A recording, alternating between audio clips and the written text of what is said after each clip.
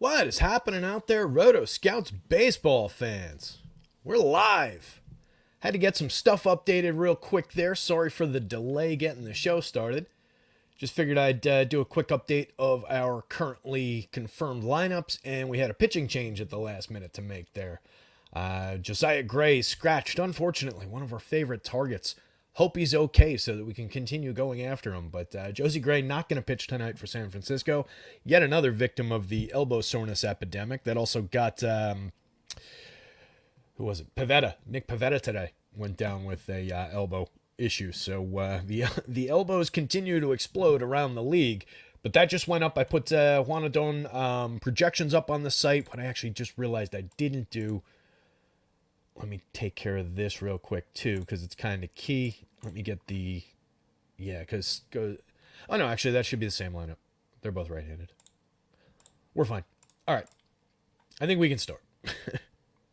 So, latest and greatest projections are up on the website. Let me get the sheet loaded up here for you guys.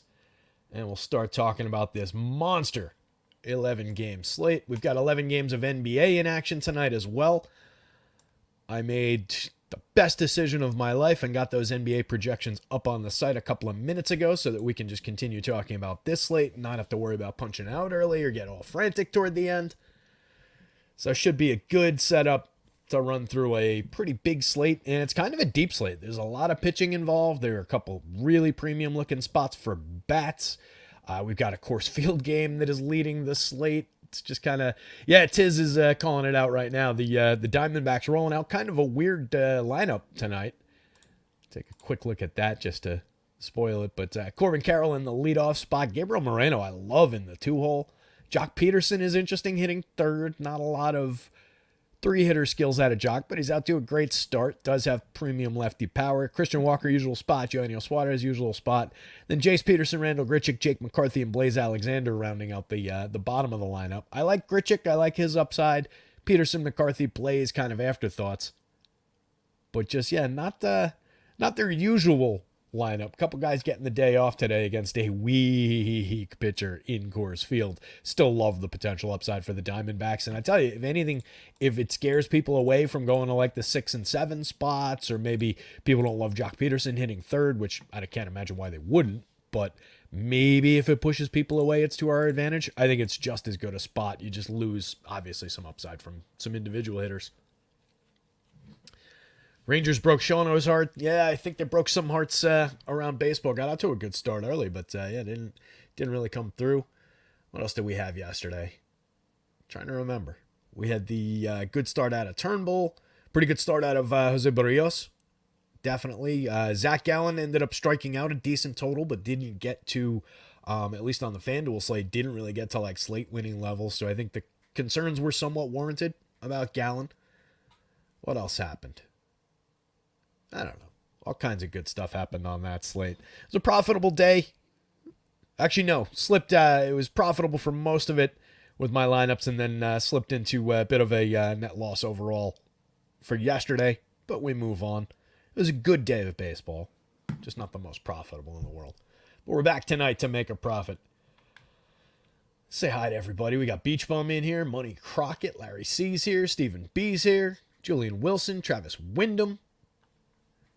Looks like a good group to get us started. 25 others hanging out, or 25 total people hanging out.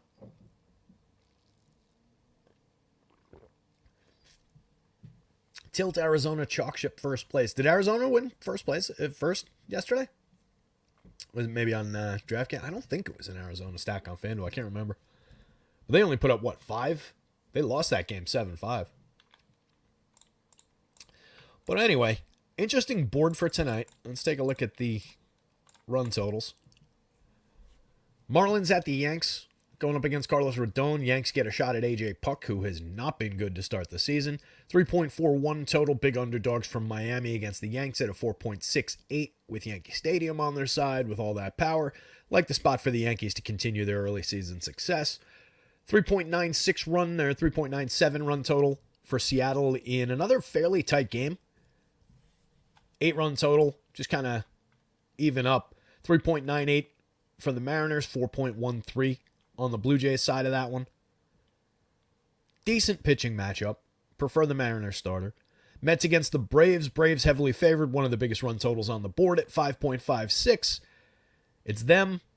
It's the Diamondbacks with a 6.33. We'll see where that changes to. It won't come down all that much. Might drop closer to 6 with the lineup changes, but we'll see where it lands. But Arizona going to be the highest total overall on the board. But the Braves, next one on their heels. Then we've got the Rangers at 5.34. We've got the Dodgers at 4.95, and that one could definitely be a little bit higher, I think. Like that spot quite a bit for LA. So a couple meaty run totals, but that's just to make the point that the Braves are going to be at the top of the top stacks tool pretty much all year. 9.5 run total there, second highest implied total, and the highest outside of Coors Field today. The Astros at the Royals. By the way, I also actually kind of like the Mets a little bit in this spot, despite just a 4.07 implied total. Showing some good signs. Astros at the Royals, 8.5 run total. Astros favored on the road, 4.52 to a 4.08 total there.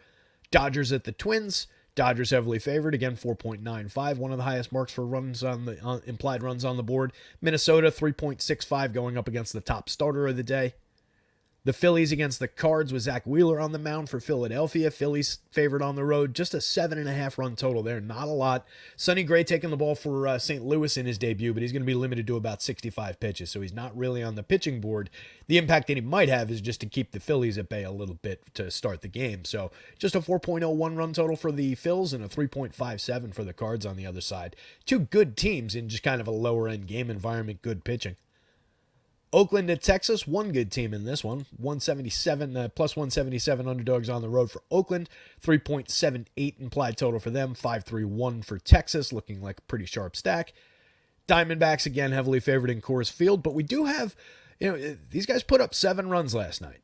They're always the worst out of the two teams, regardless basically of who's visiting. They're pretty much the worst team in baseball. But they do still benefit from Coors Field, and they're constantly underappreciated in that role. There's always a little bit of upside advantage for the away team because you get the guaranteed at-bats in the 9th inning. But there is definitely some potential for the Rockies. They gain that boost from Coors Field right along with their opponents. So 4.78 implied total is a fairly high mark compared to a lot of those low 4s, low to mid 3s. So the Rockies definitely not off the board by any means. They're always less popular than their opponents. They're very easy to afford. Going up against Merrill Kelly is a good pitcher, but it's Coors Field. He's a little bit gettable. Might see the same kind of strikeout bump that we've seen in the last 2 days, but still get dinged for a couple of runs. Rockies will get into the bullpen. I think there's a little bit of underappreciated upside for the Rockies when they're at home. Rays against the Angels. Rays favored on the road, 4.43 there against a 4.16. Pretty close, even up game in that one. 8.5 runs on the board. I love Savali on the Rays side, and I actually think we could squeeze a little value maybe out of Patrick Sandoval on the Angels side, believe it or not. Just kind of projects well for the salary for whatever reason today. Nats with a pitching change, going to Juan Adon instead of our favorite target, Josiah Gray. Maybe shaves down the Giants in their appeal. I'm not sure. We'll see where they land against Adon. But Adon's not exactly, you're not bringing Tyler Glasnow in to face the Giants now. It's somewhat of a lateral move. So we'll see where the Giants land. But they were pulling in a 4.59 implied total, which was a fairly meaty spot. They were showing some good home run marks. I had Lamont Wade Jr. as the home run pick of the day because I thought he was going to be facing Josiah Gray. And then Jorge Soler was one of the top few guys in the home run model overall today. Both those guys probably hold up fairly well with Adon taking the ball. Cubbies at the Padres to round things out. Padres favorite at home. 3.54 implied total for the Cubs. 4.04 for the Padres. Ben Brown getting the ball for the Cubbies at 4,000 on the DraftKings slate. Another one of those oddballs. Hasn't really worked out so far for those. We had the kid take the ball for the Astros at 4,000 and get completely destroyed in that start. And then Ben Brown himself took the ball in bulk relief at 4,000 as a somewhat popular talking point in one of the first few games of the season and got completely tattooed. Was better in his second outing, but that one came against the Rockies at Wrigley Field. So Rockies against a righty on the road. Obviously, it makes it a little bit tricky to judge that spot today against a pretty decent Padres lineup in a pitcher's park. So we'll take a deep look at it, as usual. But that's our general environment. So again, Diamondbacks, but on the other side of that, just Coors Field across the board bats. Braves, definitely. Astros, Dodgers. No real surprises here. Yankees, Texas. We're just, especially early in the season with a lot of these squads, we're just kind of dealing with the best teams in baseball that are just going to be outranking some of the others. And then we'll start to catch some themes. We'll start to catch some, strong seasons, some breakouts, and so on and so forth as things continue. So looking at this first game to start us off, AJ Puck with some control issues in his first couple of starts. Just lasted 6 innings across 2 combined starts. Has walked 25.7%, which is not good. 17.1% strikeout rate, also pretty weak so far to start this season. I have all of this in the full rundown. Let me pull up the article just so I can refer to some of the game logs.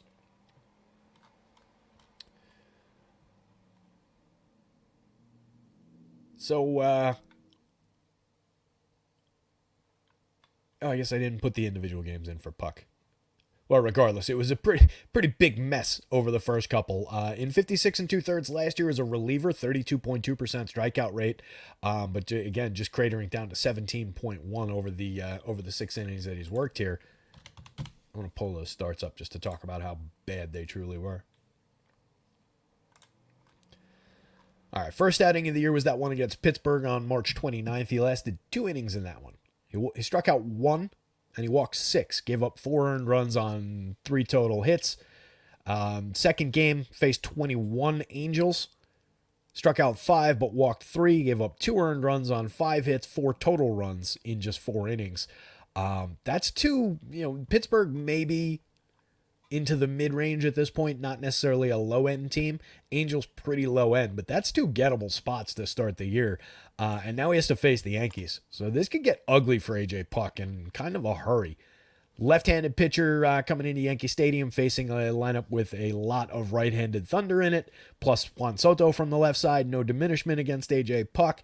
Anthony Rizzo, not that much diminishment. Lefty. Verdugo, I don't really care about that much. Just a contact-oriented hitter down toward the bottom of the lineup. Maybe Austin Wells struggles lefty in this spot. I do like him better than Jose Trevino as the Yankees catcher because he provides a little bit of offense. At the very least for DFS purposes anyway. He might not be the defensive catcher that Trevino is yet. But for our purposes, Austin Wells is definitely the name you want to see in the Yankees lineup. Maybe the lefty bothers him a little bit, but 1 through 7, call it 1 through 6 if you want to. Looks pretty primed for the Yanks today. 9.01 in the home run model for Aaron Judge. Giancarlo Stanton on a bit of a tear, and we know he hits those home runs in bunches when he gets going. Then he gets hurt. So catch him while you can. 3 home runs on the board, including just a monster moonshot the other day. 7.05 in the home run model. These could be a little bit higher. Puck yet to give up, despite the disasters with the walks and the runs allowed, hasn't given up a home run yet, hasn't given up a barrel yet. So there is a little bit of good there, but it's hard to barrel the ball when he's walking everybody.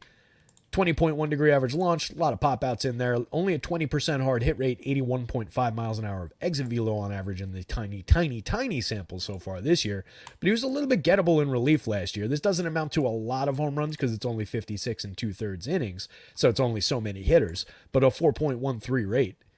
Wasn't bad for hard hits or exit velo, but a lot of barrels. Year before that was a lot better. The exit velo, the hard hits are in line. Barrels about where they were. So this is where I talk about, there's happenstance between 2.4% and 4.13% when the numbers are the same. But we are talking about the Yankees in Yankee Stadium and all the power that they've got. So probably like the spot for AJ Puck to give up his first home run of the year today. Like the Yankees as a stack, I think they're gettable, particularly when you're dealing with a very cheap Gleyber Torres at the top, 4,500 on DraftKings, only 31 on FanDuel at second base. Projects out fairly well, not off to the strongest start, 2 stolen bases, just a 77 WRC plus over his 52 plate appearances. But you could put Larry from chat in that spot at 4,500, 3,100. Just hitting ahead of Soto and Judge gives you value. Torres happens to be very good at getting on base, so he's got a lot going for him. He also had 25 home runs last year, 347 on base, created runs 23% better than average, and he's hitting ahead of Juan Soto and Aaron Judge. So premium correlated scoring spot, one of the better correlated scoring options in baseball with a lot of individual capability. These two are themselves. Don't really need to sell them. Soto at 3,900, pretty cheap on FanDuel, honestly. He should be like 42, 43 for pretty much every game in Yankee Stadium this year. But the key pieces to talk about here, these guys are obvious. They're key pieces for the stack, but they're very obvious. The guys below them are like Torres, where Giancarlo Stanton for 4,600, 3,000 on FanDuel, with all the power that he's never lost. He just suffers from health, a lack of timing when he comes back into lineups, and it destroys his triple slash. His triple slash was awful last year. 415 plate appearances, 191, 275, 420, 11% worse than average creating runs. Still hit 24 home runs. Still had a plus contact profile. 15.7% barrels, 48% hard hits. The year before that, it was 19.2% barrels, 52.1% hard hits. It's, Judge on another planet from everybody. And then it's like Stanton, Jordan Alvarez, Adolis Garcia, guys like that land in like this range. Stanton's still a premium power bat with 3 home runs already in the books this year, at 306 ISO in his 37 plate appearances. Love the spot and the pricing for him. Helps to average down the cost of Judge and Soto. Anthony Rizzo at 4,100, 2,700. That's way too cheap for Rizzo on FanDuel, especially in Yankee Stadium. Still, if everything else has fallen apart, Rizzo still has 25 to 30 home run power, if nothing else. And I don't think he's completely fallen apart at the plate just because he was concussed for most of last year. So despite a bit of a slow start, he's got a home run on the board, still a 102 WRC plus, getting on at a 333 clip. Hits ahead of Volpe and Verdugo. Volpe's off to a great start to the season. Looks like a different hitter up there. 417, 488, 667, creating runs 141% better than average to start the season. That's pretty good. 2 home runs, 3 stolen bases. The counting stats were intact last year, but definitely seems like a more patient hitter so far this year. Like it a lot. Verdugo's playable for some base hit skills. John Birdie led the National League in stolen bases 2 years ago. Didn't have a great year last year. Was just, well, I shouldn't say that. 296, 345, 406 is pretty effective. Was 4% better than average creating runs. Stole only 16 bases. A lot of down lineup days for him last year. The year before, 41 stolen bases in 404 plate appearances. Not nearly as good a triple slash, though, and was below average for run creation. So there's some good, there's some bad in there, but guy can definitely steal a base, has triple position eligibility for 2,200, helps you bring down the price on FanDuel, 3,400 third base and shortstop on DraftKings. And then again, Austin Wells, lefty. I'll check real quick. It's going to be a super small sample in the show.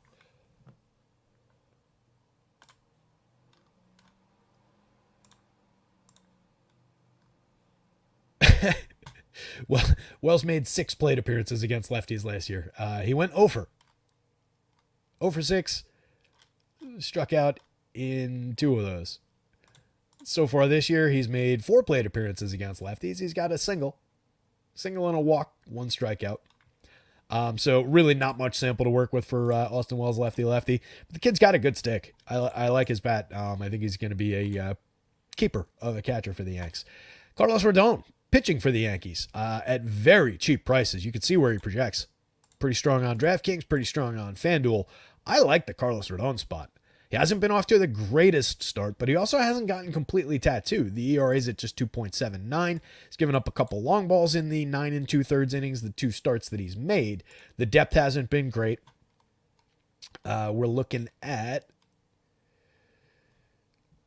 4 1/3 against the Astros in the first game. We can kind of forgive a little bit there. Astros are obviously elite against lefties. He allowed just 1 earned run, struck out 4. In the second start, he allowed he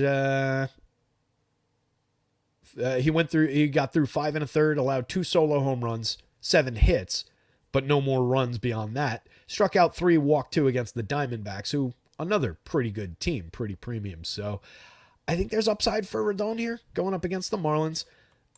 They could definitely get him. It's in no way the safest spot on the slate. He hasn't really had his strikeout stuff yet. 15.6% strikeout rate so far, 11.1% walks. You heard the strikeout totals a minute ago. Just 22.4% strikeouts in the disaster that was his quarter of a season in 2023. But when he was last fully healthy in 2022, 33.4% strikeout rate. He was one of the top left-handed pitchers in baseball, if not the top left-handed pitcher in baseball that year. 2.88 ERA, a 2.91 xFIP. So I don't think Carlos Rodon is completely dead by any stretch of the imagination. I think it's a pretty good spot for him going up against the Marlins lineup that, yeah, Luis Arraez is very good leadoff man, good on base skills, could grab a couple base hits, but needs help from his friends to score. Couple premium lefties in there. Jazz Chisholm, as a lefty, 5,100, 3,300 across sites. Fairly priced. He's got 2 home runs on the board, a stolen base, a 110 WRC plus, over 42 plate appearances. He's their best player. Lefty in Yankee Stadium has its benefits. But, from here to here, there's a couple quality bats, but nobody really extremely threatening. Righty power for Jake Berger. Pretty good contact profile. Has 2 home runs on the board and decent triple slash to start the year. 110 WRC plus. Strikes out at a 19.1% rate so far this year, but 27.6% last year. There's a lot of support, if you're not talking about Luis Arias, for a decent strikeout game for Carlos Rodon here. Brian De La Cruz, 22.6% strikeout rate last year. Out to a good start himself this season, but just an 81 WRC plus. The triple slash, well, the front end is decent. The on base isn't. 292 average, 292 on base, so he's just getting base hits. Hasn't walked yet this year. But a decent, okay bat if he's hitting second. Josh Bell hits from both sides of the plate, hasn't struck out that much so far this year, has walked a little bit. 21.7% strikeout rate last year was pretty gettable and not off to a great start so far this season. Timmy Anderson was awful last year. He's out to an okay start this year. He's got a stolen base, 262, 295, 286, just a .024 ISO. Really has not hit for any kind of power in a while. 63 WRC plus to start the year. Avi Garcia, best days are probably behind him, but at one point he was a premium bat against lefty pitchers. 3,200, 2,400. The pricing kind of shows you where he's at right now. Did have an 11.3% barrel, 47.9% hard hits last season in his 118 plate appearances. That amounted to 3 home runs. Not great. Emmanuel Rivera, Christian Bethancourt at the bottom of the lineup. This is a spot where Carlos Rodon could definitely succeed. I don't know what his ownership looks like. If he's unpopular, that makes him kind of interesting to me, though. Devin Scott loves the Yankees. Dev's got some good takes in the chat every day. Lone Wolf, which Marte? Ketel Marte wasn't in the lineup originally, if that's who you're talking about. Let me see if I can. Seeing how blurry this is on the screen. It's weird. You gotta move it just like a little quarter inch, not even quarter of a millimeter. Ketel was out of the lineup when it was originally posted, Lone. Thanks, Dev. Appreciate you right back, buddy. So, like the Yankee stack quite a bit, as Devin's saying. And, if you're watching Anthony Volpe at all, last year, the counting stats were great, as we've talked about. Kid won a gold glove as a rookie and went 2020. There's old school baseball value in that, of course, but a lot of the things that we look for, 209, 283 just on the front end in the obvious sense in the triple slash, pretty weak. 383 slug, was swinging way too much of pitches out of the zone, and has just been a way more patient hitter this season so far. Getting bat on ball really, really well, waiting out counts, seeing a ton of pitches. That's been the theme of the Yankees early part of the season, and that's what they used to do when they were winning championships through the late 90s, early 2000s. It was just all about seeing pitches. Take strikes, work walks, foul pitches off until you get your pitch. Adding Juan Soto back into this lineup kind of reminded everybody how to do that, and they've been just driving pitchers nuts.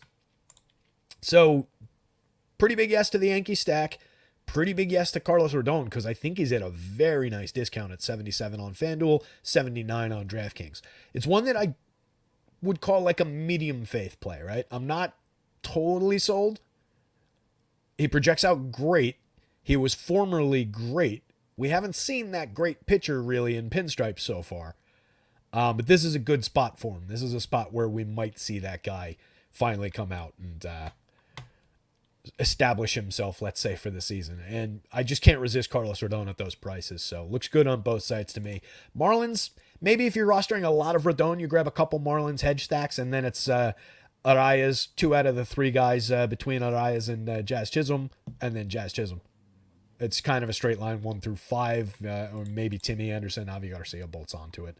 AJ Puck, I really don't think I would touch. Even at 6,000, 6,700, there's definitely strikeout upside available for him, but he just hasn't harnessed anything as a starter, and just going up against a lethal lineup in Yankee Stadium on a warm spring day. It's not hot, but it's, holy shit, is it 77 degrees? It's warmer than I thought. 77 degree day in early April here in the city. So Dimitri, the barrel rate includes launch angle.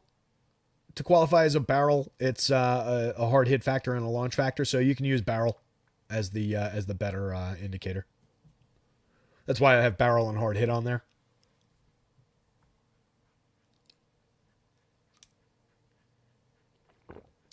Larry went for a run. What a healthy guy. 75 down the shore. Love it. So, second game on deck. Blue Jays and the Mariners. Kind of like the pitching matchup here. Chris Bassett, we've got a lot of bad in with the good over the years from Bassett.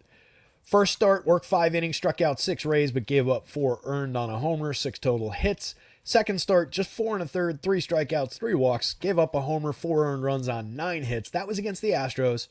First start was against the Rays. 2 decent lineups. Bassett, as I've talked about before, in a lot of cases gains value by pitching a lot of innings. Wasn't overly deep in either of those, 5 innings and 4 1/3, not getting to the quality start bonus. Those weren't really Chris Bassett type starts. Would have looked a little bit better if he had gotten another couple of innings. Excuse me. But the reason the innings are important is it gives him a little bit of ability to make up for 2 early runs, 3 early runs, to find a couple additional strikeouts, to work his way to a bonus on either site, the quality start bonus sometimes on FanDuel. So the length does give you a little bit of additional value for Chris Bassett. But he is kind of a roller coaster. You do have the bad Chris Bassett days.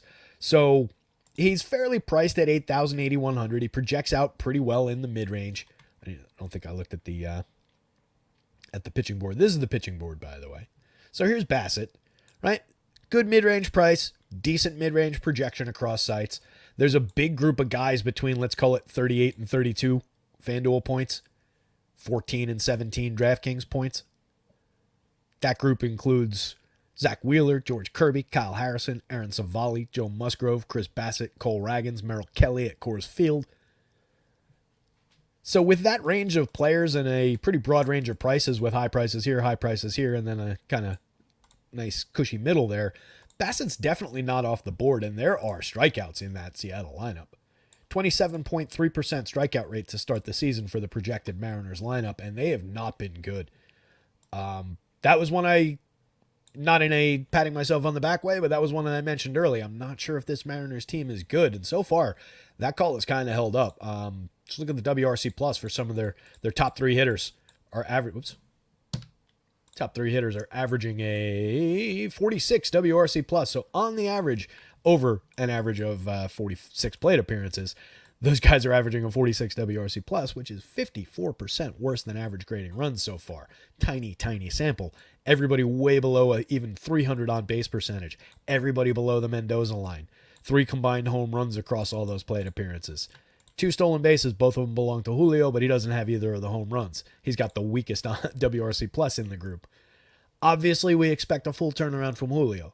I expect J.P. Crawford to get back to his getting on base ways. He was at a 380 on base ahead of Julio last year. 213 to start this season, over 47 plate appearances.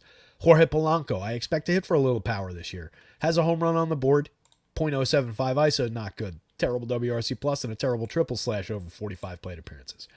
I think everybody out there by now knows, and I don't need to keep repeating, that these numbers of plate appearances do not matter at all. There's no actual truth in any of these numbers. This is just to have something to talk about to start the season so that we're not only referring to last year's numbers. But none of these plate appearances, none of this is to say this guy's going to have a good year, is having a good year, is having a bad year. It's just not relevant yet. The Mariners hitter out to the best start is probably Mitch Haniger. 257, 333, 400, 143 ISO, 122 WRC plus. He's got a home run on the board. He's got that going for him. 2,800 on the FanDuel slate, 3,800. He's cheap. Decent premium contact, still maintained over some injury-marred seasons the last 2 years. 11 homers 2 years ago, 6 homers last year, so adds up to 17 across almost a full season. What's that give us? 476 plate appearances. Close to a full season. But was a monster power hitter a couple years ago for this Mariners team in one fully complete season. Mitch Garver, Cal Raleigh, still can't roster them together in a DraftKings stack. You can put them together on FanDuel. They're very cheap. Got moderate home run upside. We've got 1 so far out of Cal Raleigh. Garver, no home runs below the Mendoza line. Look at the average, not that I'm a batting average guy, but the average batting average for the Mariners to start the season is 231. If we take the 379 out from Ty France, we're at 212. And then you dip the Josh Rojas 333 out of there, you're below the Mendoza line for 7 out of the 9 hitters. Right, so Crawford, Rodriguez, Polanco, Mitch, Cal, and Dominic add up to a 195 average batting average to start the year. It's not good. They're a gettable bunch. Bassett's got enough strikeout ability to find a few bonus Ks against this squad. They could definitely break out against them, but I think it's a playable spot at a fair price for Chris Bassett. And really don't love the Mariners stack. Till they get things engaged, it's a really difficult one to recommend. Julio not really priced down all that much. 34, I guess, is a little bit underpriced for him on FanDuel. 56 on DraftKings is about right. But just has been bad, and there's not much support around him, even if you get him on a good day. If you're not getting J.P. Crawford on base ahead of him, you're not getting support from Polanco and the Mitches later in the lineup, it's kind of weak. The Blue Jays, similarly, kind of a rough lineup to start the season. We've talked about it already, but they're like 4 deep. I really don't like the bottom 5 hitters in this lineup pretty much every day so far. Davis Schneider gives you a little bit. He does have 2 home runs so far this year and 20 plate appearances. Ernie Clement, not in the lineup today, but he was murdering the Yanks for a couple of days. Not for any kind of like DFS counting stats or anything, but he was murdering the Yanks. But Davis Schneider, in a small sample last year, 141 plate appearances, did hit 8 home runs, had a 328 ISO, which is pretty monstrous. Very good contact profile, 17.8% barrels, 38.4% hard hits in that small sample. Specializes more against lefties, facing a pretty good righty today. I don't love that spot for Davis Schneider. They're kind of just trying to make things happen, but they're also feeding George Kirby 5 righties in a row off the top of this lineup. And then Kevin Biggio, kind of a non-threatening lefty. Isaiah Kiner-Falefa, Dalton Varsho. What are we worried about outside of, Vladdy Bobichette and George Springer surging to life at any given moment? Yeah, this is not that good of a Toronto lineup, and you can see it in the dips in prices. And that's really the only appealing thing about maybe considering Toronto as a stack today. You get very cheap pricing on some good hitters at the top of the lineup. George Springer for 31 is cheap. 3,200 for Vladdy is definitely cheap. They're 44 and 48 respectively. Getting those hitters below 5,000, especially again, Vladdy for 48 is cheap. 2,900 for Bobichette is cheap on FanDuel at a premium position at shortstop. 4,600 on DraftKings. At a point, I don't care about the slow start, but they are still a little bit hampered just by the weak bottom end. If these guys aren't turning the lineup over a few times for them and getting on base ahead of them, it just gets ugly in there. You do have some decent WRC plus marks through the middle of the lineup, so it's not been all bad for Justin Turner, Davis Schneider, and Kevin Biggio. They actually have the 3 best WRC plus marks on the entire team. Out of the top hitters, only Vladdy's been above average for run creation so far. I do think a lot of Justin Turner, and he's cheap too. He's the 4th man in for me. Just straight line it off the top with those guys. 41 for him at third base on DraftKings, 31 first base, third base on FanDuel. Highly playable, out to a good start, out to a very Justin Turner-like start. 290, 410, 548, 178 WRC plus. He's been dynamite. Everybody else above him has been bad, and then it's a weak bottom end. So, since we're getting these guys cheap, since Turner's good, they're at least a little bit on the board. But I prefer the Kirby side if I have to pick between the heads-up matchup. Kirby's a very talented pitcher. Coming out of the gate with a 21.3% strikeout rate over 10 and a third innings in his 2 starts. Didn't put the totals into the article here, and I don't want to take the time to pull it up on Fangraphs. So 5.23 ERA, a 4.46 xFIP, just 21.3% strikeouts. The walk rate is right where it's supposed to be at 4.3. In 190 and 2/3 innings last season, he's right in the mold of what these Mariners are trying to do. 22.7% strikeout rate, walked just 2.5% of opposing hitters last year. Just a dynamite season, a 1.04 whip. If you're just limiting opportunity this much, there's only so far that you can slip. 3.35 ERA, a 3.63 xFIP, limited premium contact and power pretty effectively. 10.9% swinging strikes. Suggest there's maybe a little bit more strikeout potential there. 22.7 that year. He was at 24.5% in 130 innings, 25 starts with a 4.1% walk rate the year before. So 25%, 1-4, probably not off the table for Kirby in a full season.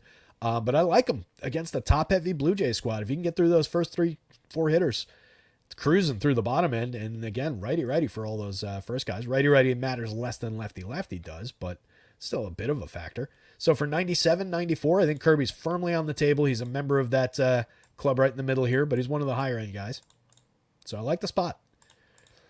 So this one's kind of a pitching matchup. Chris Bassett is a loose yes for price. Not bad, certainly. Medium, call it medium enthusiasm type option.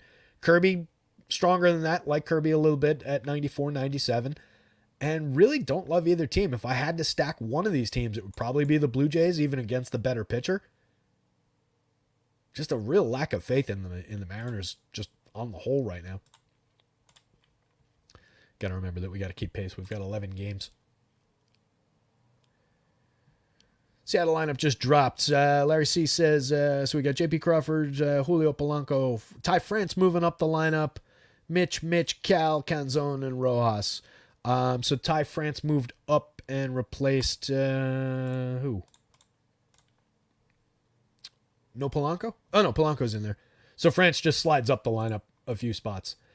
Ty France, I skipped over him. 2,600 on FanDuel, 3,700 on DraftKings. Good bat in a bat on ball sense. Good hit tool. Not a lot of power. 379, 419, 414 to start the season has been 55% better than average creating runs. One of their better bats to start the year. Last year hit 12 home runs in 665 opportunities, 250, 337, 366. Year before that, he did manage 20 homers and a pretty good triple slash. 276, 344, 37, 127 WRC plus. I was kind of keyed in on this early last year, thinking that France might be underrated, and he kind of underperformed what I wanted from him. So I'm a little bit, more off the France bandwagon than I was last year. But I think moving up to the 4 spot is at least a decent spot in the lineup for him, if nothing else. So maybe he helps them get the engine turned over a little bit, but it doesn't really make me want to change my entire opinion about the Mariners.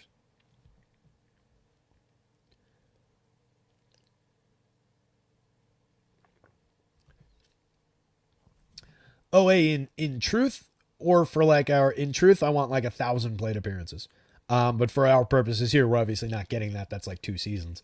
I'll think it's more relevant when we can at least talk about 100 plate appearances. I think you're well into your season when you're in the 200 range, and then things are mostly real at that point.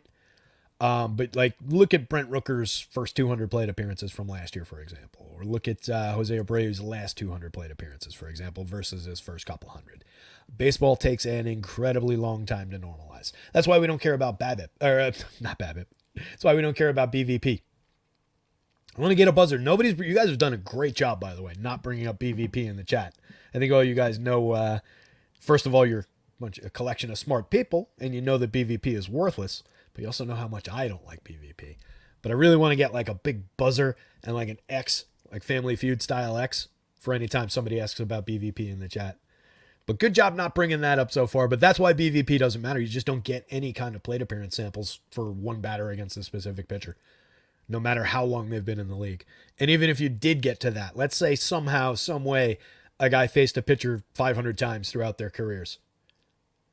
They would be completely different players at the start of that 500 plate appearances and at the end of that 500 plate appearances.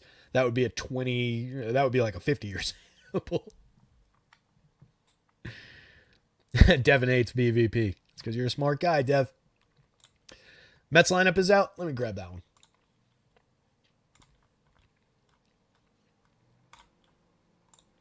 Looks like a change in the Mets lineup. Whoops. Where are we? There we go. Too many tabs.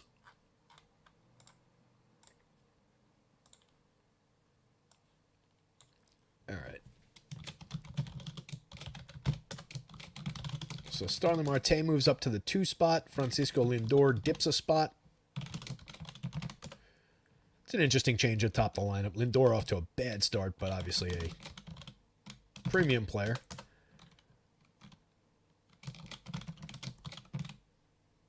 Beatty, DJ Stewart. I don't know if they have the initials in between DJ and Stewart. Probably do. Or between the D and the J, rather. Narvaez back in action. So no Francisco Alvarez for the Mets tonight. That's kind of a downgrade. Obviously, you're taking a premium young power-hitting catcher out of the lineup. But Omar Narvaez is not a slouch of a hitter at the catcher spot either. It's not terrible.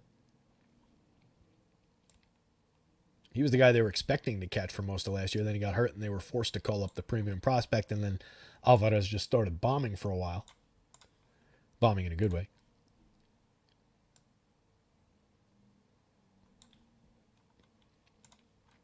So, Ronaldo Lopez and Adrian Hauser in this one. I don't really think I want either pitcher. If I'm taking one, I'm probably taking Ronaldo going up against the Mets. Don't really like the idea of Hauser against the Braves. What he might do is limit the home run potential from the Braves. If you look down the home run column there, you can see it's a little bit lighter than the Braves would normally be. Nobody above the 10 mark that we're looking for like the great chance at a home run, the magic number, as I say. But obviously still a fearsome Braves lineup that could absolutely hit home runs against Adrian Hauser. And he's just not the greatest strikeout option in the world. He's not. I think he's very gettable here, even at 71-75. So I just want to take Braves bats. They rank out as one of the top stacks of the day as usual. They're an excellent lineup from basically top to bottom. It's the version of the lineup that I expected. So I think their Braves are playable from 1 through 9 here.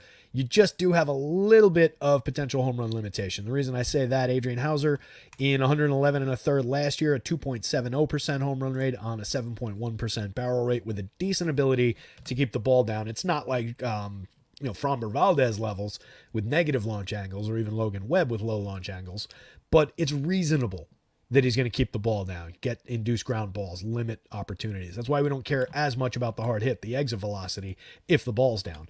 But you can see he's more gettable than some of those other guys that I mentioned. 1.76% home run rate with similar marks the year before that, 5.6% barrels. That was in 102 and 2/3. But you can see low-end strikeout rates, low-end ERA and xFIP numbers, 15.2% strikeouts 2 years ago with a 4.73 ERA, a 4.64 xFIP, 20% strikeouts last year with a 4.12 and a 4.30. Walks a few hitters. Just, I don't know. There's not a lot of upside to the Adrian Hauser play. I don't think you're getting a ton of strikeouts against this Braves lineup, and there's just a lot of danger. Ronaldo worked 6 innings in his first start, struck out 5 White Sox, allowed 1 run on 4 hits, walked 2. Hasn't pitched since then, so it's been 7 days since his first start. Converted reliever. Makes sense that they'll give him a little bit of a stretch between starts, but pitchers are weird. That could have an unexpected impact on just, his ability to settle into the rotation properly. 66 good innings of relief last year, 29.9% strikeout rate, but did walk too many at 12.2%. Didn't really cost him too much, 3.27 ERA, a 4.06 xFIP, an excellent swinging strike rate, but the CSW was off. That's where the walks came from. The year before, very good swinging strike rate, solid but not as impressive strikeout rate in 65 and a third with 1 start in there, mostly relief effort. Didn't give up many home runs that year. Was pretty good at limiting premium contact and barrels.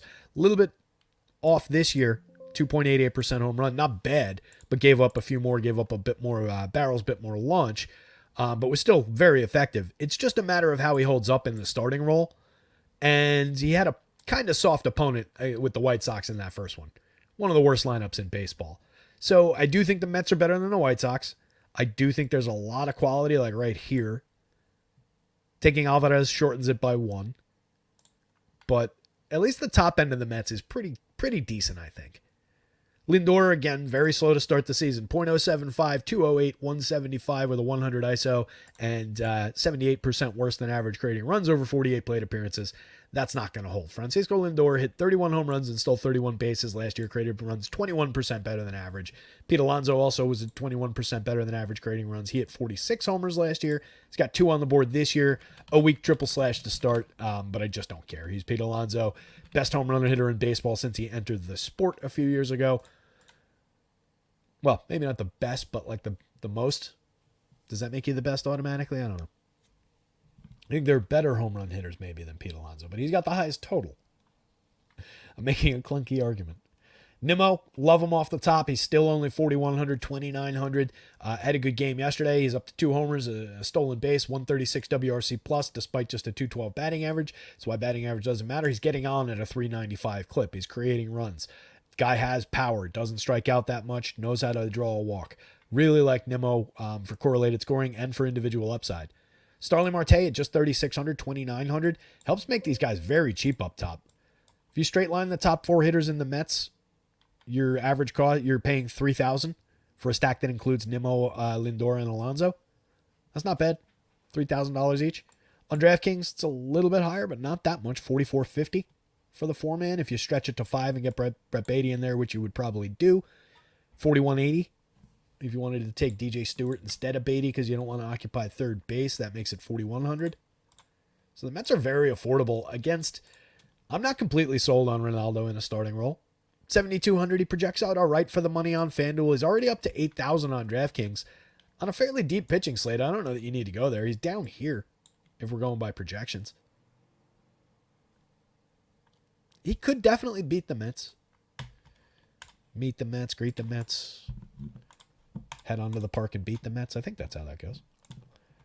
So I like the Braves' upside to win this game, get him the win bonus on both sites if he manages to get through 5 innings. Did go 6 in his first start. There's upside there, but again, deep pitching slate. I don't love the Ronaldo spot. I think I would take Mets stacks above it. So it's mostly bats in this one. On the Braves side, again, 1 through 9. I won't really even address the top hitters, although Ronnie Acuna just 222, 333, 278 to start the season. 77 WRC plus, no home runs. Sound the warning bells. What I love about the Braves, everybody plays every day. All these guys have 42 plate appearances. Ozuna's 1 off the pace. Mikey Harris is 2 off the pace. Even Orlando Arcia's at 38 plate appearances. All these guys have power.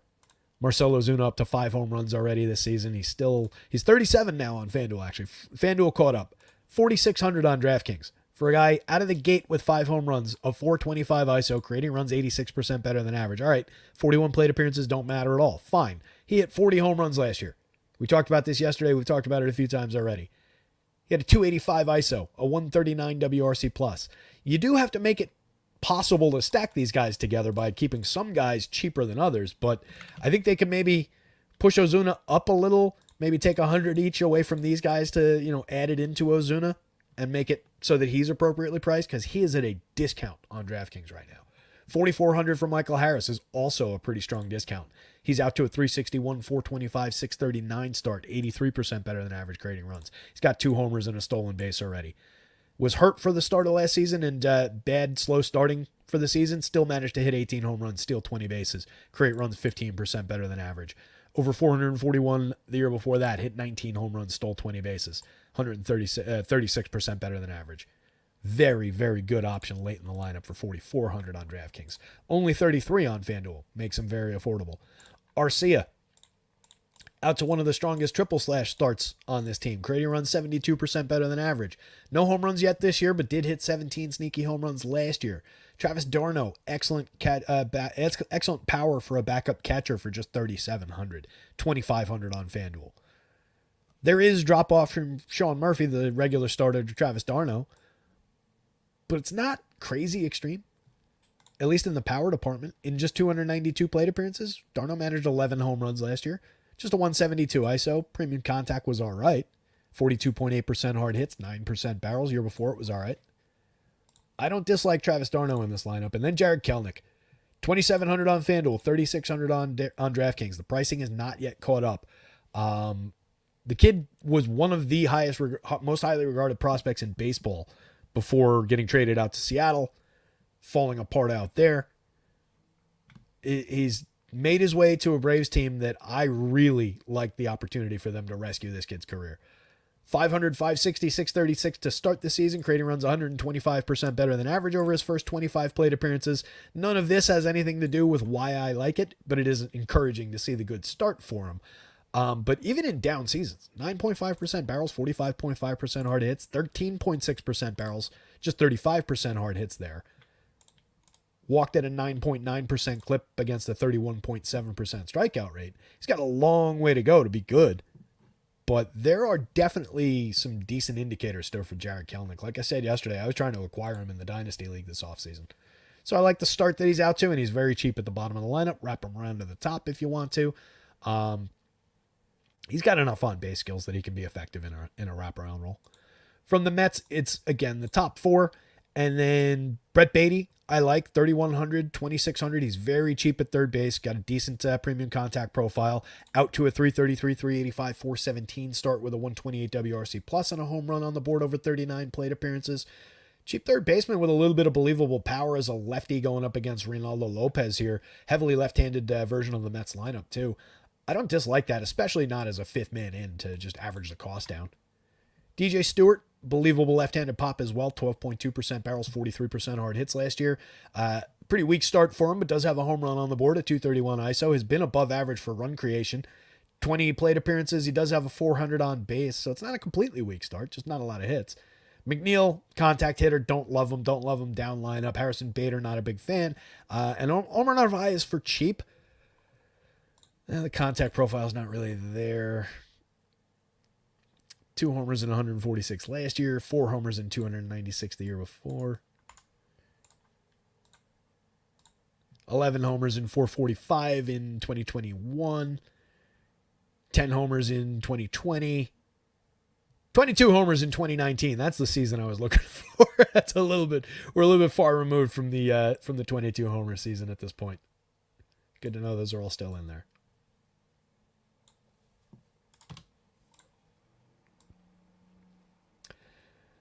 On the right day, Omar Narvaez could pop you a cheap catcher home run. If you're stacking Mets and you're building a lot of Met stacks, throw him into a couple. That said, not a high priority bat. So hitting on both sides, tons of enthusiasm for the Brave stack. Maybe a little bit of diminishment in their home run potential, but I love their ability to just pound Adrian Hauser for runs, get into the bullpen, and you don't worry about the home run issue anymore. Met stacks, yes, primarily on the top end, 1 through 5. Add on DJ Stewart as a good 6-man in there, but that's about it from the Mets side, and really neither pitcher for me.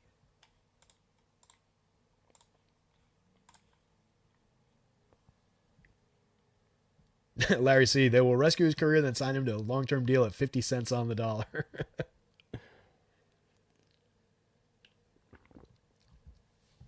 Michael Knack calling for global warming in Green Bay. Yeah, it's on the globe. I don't think you're going to have to worry about it. There you go. Devin calling out Hauser's really struggled against left-handed hitters his whole career, and Ozuna keeps jacking home runs to add to a lefty Atlanta stack. That'll work. Yeah, I like that.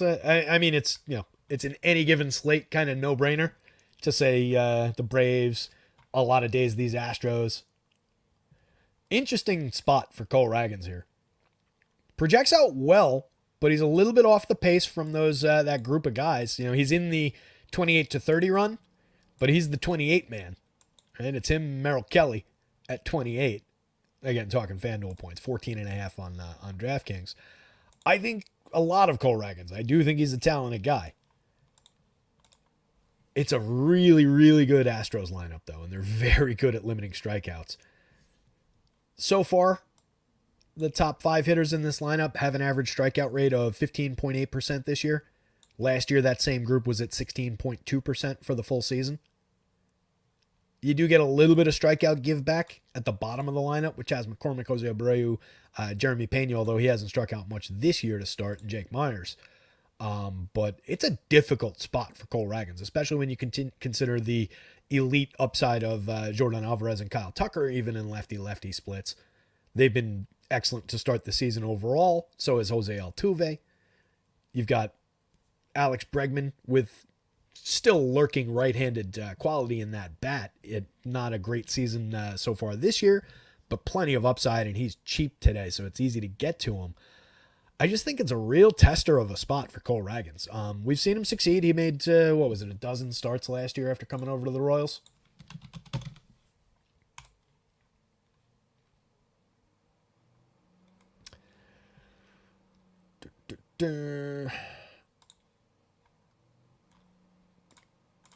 Come on, Fangraphs.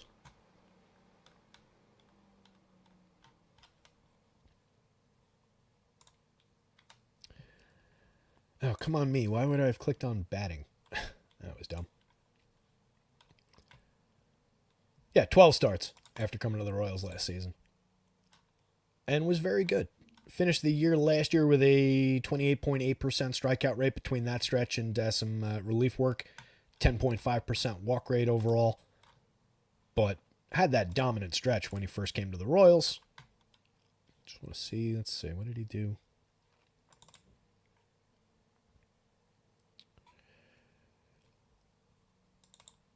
Faced this Houston squad twice last year. 6 innings both times, struck out 7 the first time, but allowed 5 earned runs with a home run, 2 walks. It was back-to-back starts on the 16th and the 22nd, one home and home. So that was in Kansas City. Then at Houston, the next start, struck out 5, walked 4, allowed a home run, 2 earned on 3 hits, faced 25 hitters over 6. Those were 2 of his lower-end starts since joining Kansas City. It's not to say that he can't succeed against this team or really to draw any predictive data from. It's just to look at that team. It's essentially the same Astros lineup and how good they are just in a vacuum against left-handed pitching, and they managed to be successful for 2 of his lighter starts after joining the Royals last year. But again, a very good pitcher. Would not shock me if he came out and racked up a decent strikeout total and had a good DFS day. 9,900 on FanDuel is a bit of a stretch, but he's only 82 on DraftKings. So you are getting a discount on Cole Ragans for the spot. So given where DK priced him, I definitely think he's on the board on DraftKings, and you can go there. On FanDuel, I don't know. I kind of like some of the other guys better. Right? Do I want to go there when I've got all these options? Maybe for a few shares, but this Astros lineup is one that I have a healthy respect for. Christian Javier going up against the Royals. Royals are a little bit frisky to start the season. Some very good run creators so far. One very bad one. Who is that? That's Vinny. Vinny, 98% worse than average, creating runs over 37 plate appearances. I actually really like his bat. Very low strikeout rate, and I think he develops a little bit more power from the left side going forward, but needs to get his season in gear. But for the most part, these Royals, at least on the top side, have been a little frisky. They've got a little bit of power. They've got some speed. They've got some knack for getting on base. They've got a couple young players, a couple established vets. I kind of like this Royals squad. Christian Javier, I'm betting strongly on the return to form. Get back to being this guy. 33.2% strikeout rate over 148 and 2/3 in 25 starts 2 years ago. Just 23.1% last year in 162 innings, 31 starts, had a 4.56 ERA, a 5.16 xFIP, and a disappointing overall season last year. It's a little weird mixed results out of the gate to start this season. Hasn't given up any home runs. Hasn't given up any hard hits, really. 17.9% hard hit rate is terrific. 85.7 miles an hour of exit velo is terrific. 0 barrels, 30-degree average launch angle, just a lot of pop-ups there. But just a 20.9% strikeout rate. It's only 11 innings, 2 starts. 14% walks, that's not great. Swinging strikes are down, CSW's down. Hasn't given up an earned run yet, but has a 5.39 xFIP in those 2 starts. It's just kind of all over the map. What that amounts to is not in the article. I guess I summarized fewer of these guys than I thought I did.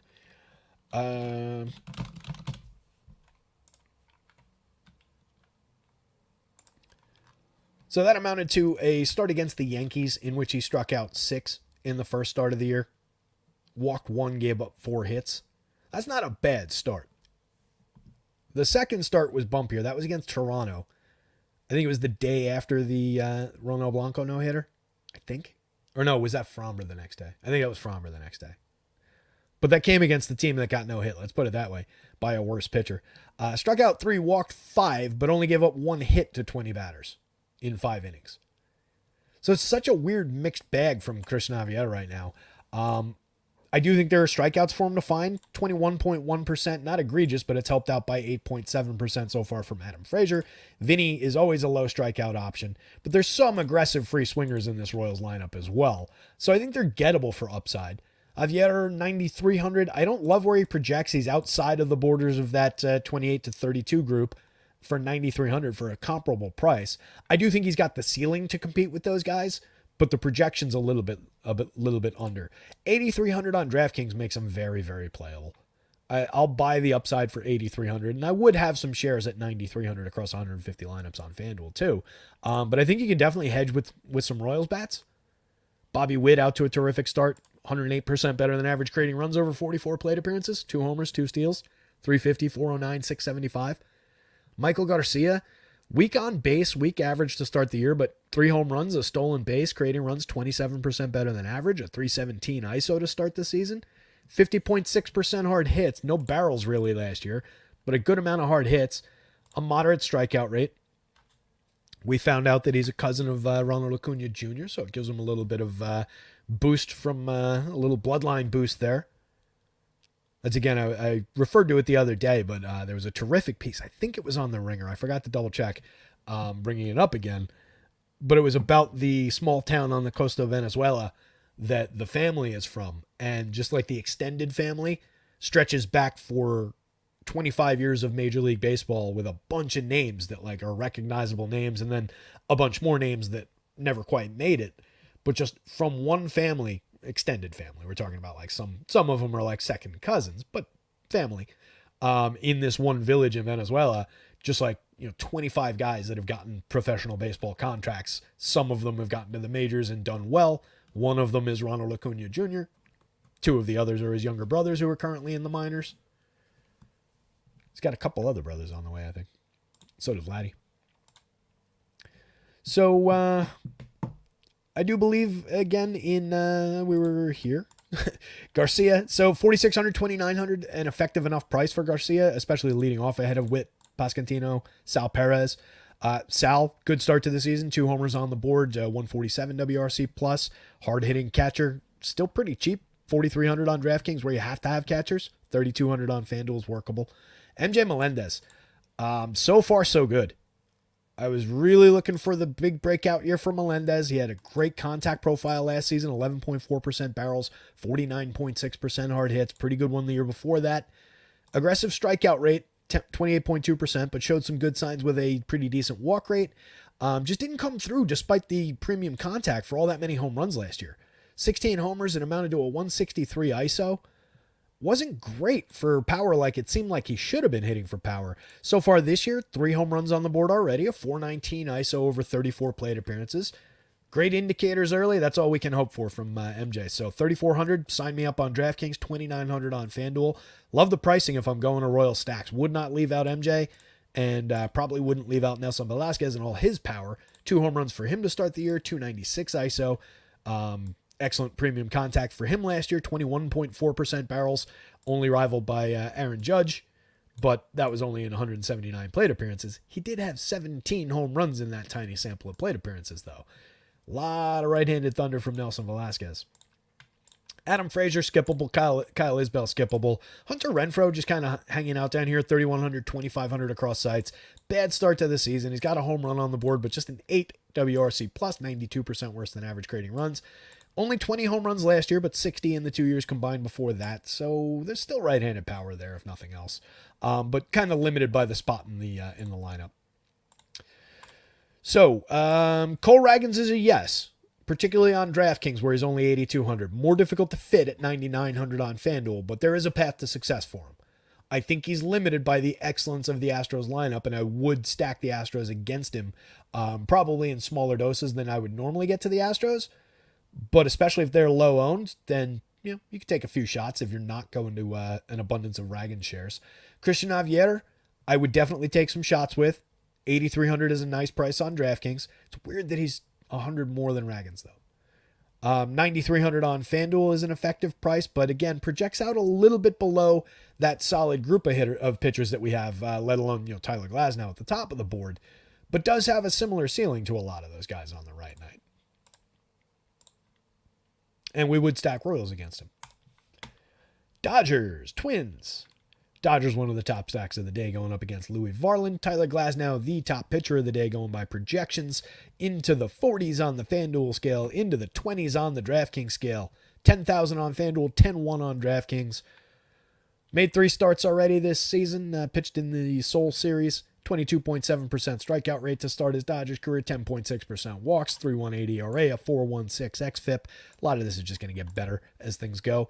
Does have a 13.6% swinging strike rate to hang our hat on so far, just a 26.7% CSW. In his return to form last year on 120 innings, 21 starts after just making 2 starts the year before, throwing 6 2/3, came back to a 33.4% strikeout rate, which is very good. 3.53 ERA and a much better 2.75 xFIP. Excellent season. Give up a little bit of premium contact, but kept it to a low launch angle, so didn't really ding him for home runs.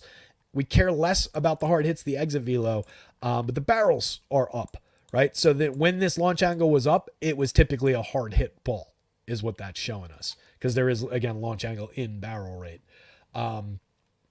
So when they did manage to elevate, they were blasting a little bit against him, but it didn't amount to that many home runs, just 2.68% home run rate, and he was excellent. The swinging strike rate at 16.4, the 33.4% CSW is just dominant. So love the spot for Glasnow. He's going up against a free swinging Twins team that could just feed this guy strikeouts. 27.4% strikeout rate on the average to start the season. That includes 14.3% from Christian Vasquez and 9.7% from Alex Kirilloff. If we skip and 14.7% from Carlos Correa, I'll leave Correa in, and we'll take the average of those 7 hitters, and it becomes 31.8%. If I take Correa out of that for 6 hitters, 34.6%. Again, that's small sample. That's to start the season. But if we take those same 6 hitters from last year, 26.2%, is that targetable with one of the best strikeout pitchers in baseball? I sure think so. Love the spot for Tyler Glasnow. Probably wouldn't really roster Twins against him. Maybe as like a hedge, or like if you wanted to attack a high ownership position. But I just think he just lights this team up today. Buxton is at the magic number for home run upside. You can see a little bit of the premium contact that Glasnow allows going over to Buxton's side. So dead on the magic number for home run upside. He only costs $3,000, $4,800 on DraftKings. The FanDuel price is a little bit better. Off to a bad start. 100 ISO, 91 WRC plus, no homers, 233, 303, 333. That's also coming off of an injury-marred season. He managed 17 home runs with a 230 ISO. Both of those are right in line for 347 plate appearances. The rest of the numbers, though, 207, 294, 438, that's not a star. That's not even a decent player. 98 WRC plus. He was not good last year. He was not really that great the year before. He did hit 28 home runs and 382 plate appearances. That's terrific. The 303 ISO is phenomenal. 224, 306 on the front end of the triple slash it's all right. I don't know. Buxton is a flawed player even when he's not getting hurt, but does have star caliber upside on the right day and a ton of power in his bat. Kirilloff's out to a good start. 3,100, 3,700, first base and outfield eligible across sites. 370, 419, 667, 296 ISO to start the year. Couple triples in the game log already. Carlos Correa's out to a good start. 308, 471, 385, creating runs 69% better than average. No power, no steals so far. Look at the lack of home runs for the Twins. Holy hell. Just noticed that. This starting lineup, if this is the lineup, has 1 home run so far this year. Man. Not exactly the thunderous Twins from a few years ago. Edward Julian does have the home run, but that and a stolen base is about all he's done so far this year. I do think he's a good player off the top, and he's a bit cheap for his talent. 2,700 at second base, 3,900. That plays well, but just going up against Glasnow, don't really love it. And there's a lot of strikeouts to be had there. 31.4% last year, 33.3% to start the year this year. Max Kepler from the left side. Feeding strikeouts this year was better for strikeouts last year at 21.6%. Good lefty power, but has been lost at the plate over his first 21 this year. Tiny sample doesn't mean anything. Carlos Santana, Matt Wallner, Christian Vasquez, and Willie Castro down the lineup. Castro might get on, steal you some bases. Santana and Matt Wallner a little bit overmatched maybe, but do have some power. Wallner 18.8% barrels, 48.1% hard hits last year. That amounted to 14 home runs in just 254 plate appearances. So there's power there. But Glasnow, again, just very high end. Wallner's also striking out at a 52.9% clip over his first 17 plate appearances. 31.5% in a more whole sample last year. On the Dodgers side, I think you can definitely throw some Dodgers bats at Louis Varland. Varland worked 4 innings in his first start. That was against the Brewers in Milwaukee. Allowed 3 earned runs on 6 hits, including a home run, walked 2, struck out 4 over 4 innings. I really don't like the spot. It's the Dodgers. We're going to say that about a lot of more talented pitchers than Louis Varland throughout the season. Just going up against this Dodgers lineup is just going to be a bad situation for people. Varland worked mostly as a reliever last year. 10 starts, 68 innings total, 25 and a third, 25.1% strikeout rate, a 4.63 ERA, a 3.81 xFIP. 12.6% swinging strike rate is good. There is believable strikeout upside. Just, I'm going to look for that against a worse team than the Dodgers, against the team that strikes out more than the Dodgers do. A couple of these guys strike out aggressively, but the top end, the guys that you're really worried about, don't strike out all that much. And then you get to deal with Max Muncy and Teoscar Hernandez. Teoscar's got 4 home runs on the board already this season, a 280 ISO. Muncy, only 1 homer, but they're both out to pretty solid starts in terms of their triple slash. 2 premium power bats. They're also underpriced on DraftKings at 45 and 48 respectively. 33 and 35 on FanDuel could also be a little bit higher, honestly. Love the 3 lefties at the bottom of the lineup if this is what we get. Gavin Lux, a lot of skill at 3,300, 2,500 at second base. Mid-range power and believable speed upside. James Outman is a 2020 candidate, if not beyond that this year. He was 23-16 last season. So I like the upside for him to go, call it 25-20, somewhere around there. Hit his first home run of the year, I think, last night. Out to a weak start, 139, 262, 250 over 42 plate appearances, but we'll give him time to round into form. I like Outman. And then Taylor Trammell, 2,000 dead min on DraftKings, 2,200 at least helps you make this lineup more affordable. You put Trammell in as a wraparound if he's hitting 9th, and you straight line off the top with those 3 guys, and then let's go to Will Smith for 4,700. That's too cheap for Will Smith, where you have to play catchers, by the way. That helps you average down the top 3 superstars in the Dodgers lineup plus Will Smith. If you bolt Taylor Trammell onto that, it takes those guys to less than a $5,000 average salary. And you're getting Mookie, Shohei, and Freddie Freeman along with Will Smith. That's compelling. In a tiny, tiny sample last year, Taylor Trammell managed a 16.7% barrel rate, 45.8% hard hits. Unfortunately, that tiny sample was over 56 plate appearances. Did hit 3 home runs, has a lot of prospect pedigree coming up, has just dealt with tons and tons of injuries that kind of derailed him. But we looked at him yesterday, a lot of stolen bases, good mid-range power through the minors. I think there's, excuse me, I think there's something to be said for Trammell, and just, again, the way that the salary impacts the rest of the stack is premium. Ooh, gotta fix Will Smith there. Hold on one moment.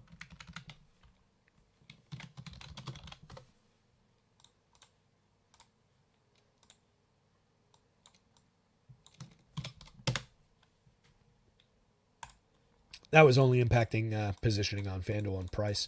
Smith, 3,400 a catcher on the FanDuel slate. You can, excuse me, you can absolutely play Will Smith on FanDuel basically any given day. Just pretend like he's a first baseman, put him in the util spot, whatever you want to do. 400, 429, 489 to start the season, creating runs 53% better than average. Hit 19 home runs, plays basically every day last year. A very high-end catcher option. Talked about the power from these guys and the quality there, and then just, 3 just average super duper stars to start the lineup off. Triple position eligibility for Mookie is ridiculous on FanDuel. Dual position on DraftKings. First and outfield from Shohei.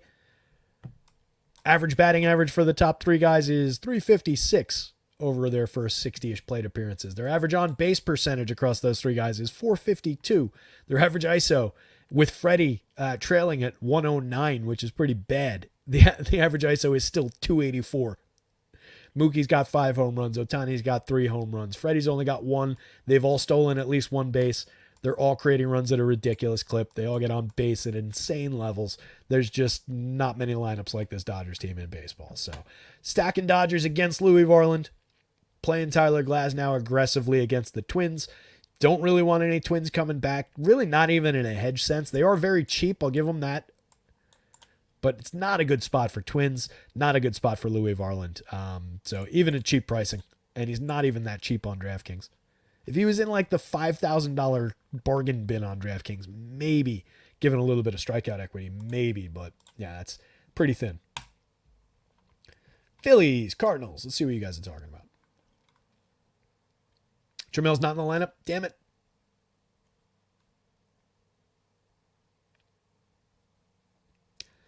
Isidore Rangel says, I'm not basing your product or process, but how come nobody talks about K props and home run props? I think it really simplifies DFS. In fact, I know it does. Sure. It's just kind of a guideline. That all just kind of comes through the model and puts them about where they should be anyway. But it's a good basis of comparison to where Vegas thinks somebody should be. I have no issues with it. It's just not part of what I've ever done. I'm not really a prop bettor, so I don't really look at them. It's just never been really on my radar. It's always just kind of worked well enough. But yeah, no issues with using that, Isidore. And I do think that, yeah, it could be a good indicator. If you see a really highly projected pitcher that has a really low strikeout prop, for example, you might want to examine, like, how did my DFS site of choice get to that projection for that guy? It's a good way if I need like a quick barometer for like, all right, why does this guy look good? You can check for something like that. I think it's a lot more effective for strikeout props than home run props. Home runs are a big dice roll. I've got the model. The model, is effective. It's been held up over a number of years now, and it's reasonably good. But just because a guy has, a plus 220 compared to everybody else being, worse than like plus 400 on his team, doesn't necessarily make it like, oh, now he's got a killer shot and he's definitely going to hit a home run. So it's not like a decision point, but it is an evaluation point, right? Again, if you look at a guy, if I've got, let's say, Kyle Schwarber off the top here at a 10.21, which again is over the magic number in our home run model. And we know Schwarbs is going to come in with a pretty hefty home run prop. But if for some reason he had a very bad looking home run prop, then you could question it. You could say, all right, well, that looks a little weird in Terry's model, so maybe I don't go to Kyle Schwarber today. So that's how I would use it, just to kind of like, range out where I would go. I disagree with that, Isidore. I would not make a DFS lineup just on props. For one, I mean, I would hope that you mean props and pricing, obviously. But yeah, the prop, as Dennis nails it, the prop lines aren't like exact probabilities. It's a market. And as he's saying there, they're trying to get the most bets in. So yes, they are a reflection of probability to a degree, but it's not like a straight line for that. So that's why I like it more as an evaluation tool of other numbers, something to bounce other numbers off of, than a decision point, if that makes sense. Hopefully that makes sense. Money Crockett, WRC Plus. WRC Plus is normalized so that 100 is exactly league average, and then every point is a percentage point. So Kyle Schwarber, the 81, he's 19% worse than average to start the season for run creation. Bryce Harper is 42% better than average to start the season for run creation. Right? So it's just a straight line, works off of 100 is league average. No Seager for the Rangers. That's a downgrade. All right. I'm not going to take the time to put the lineups in. You guys can correct me in the chat as we go through, but we've got too much to get through here. Coming up on 4:56. How many more games do we have? Oh, fine. Do we have these lineups? Phillies.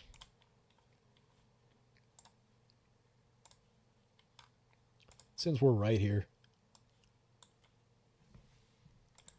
I think this is basically the projected.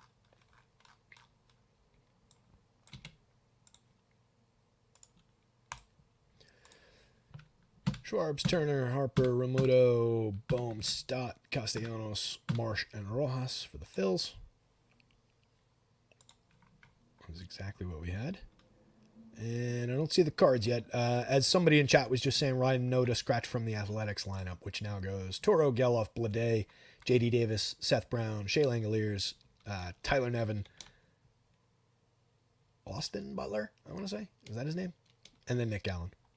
The hell's that guy's name?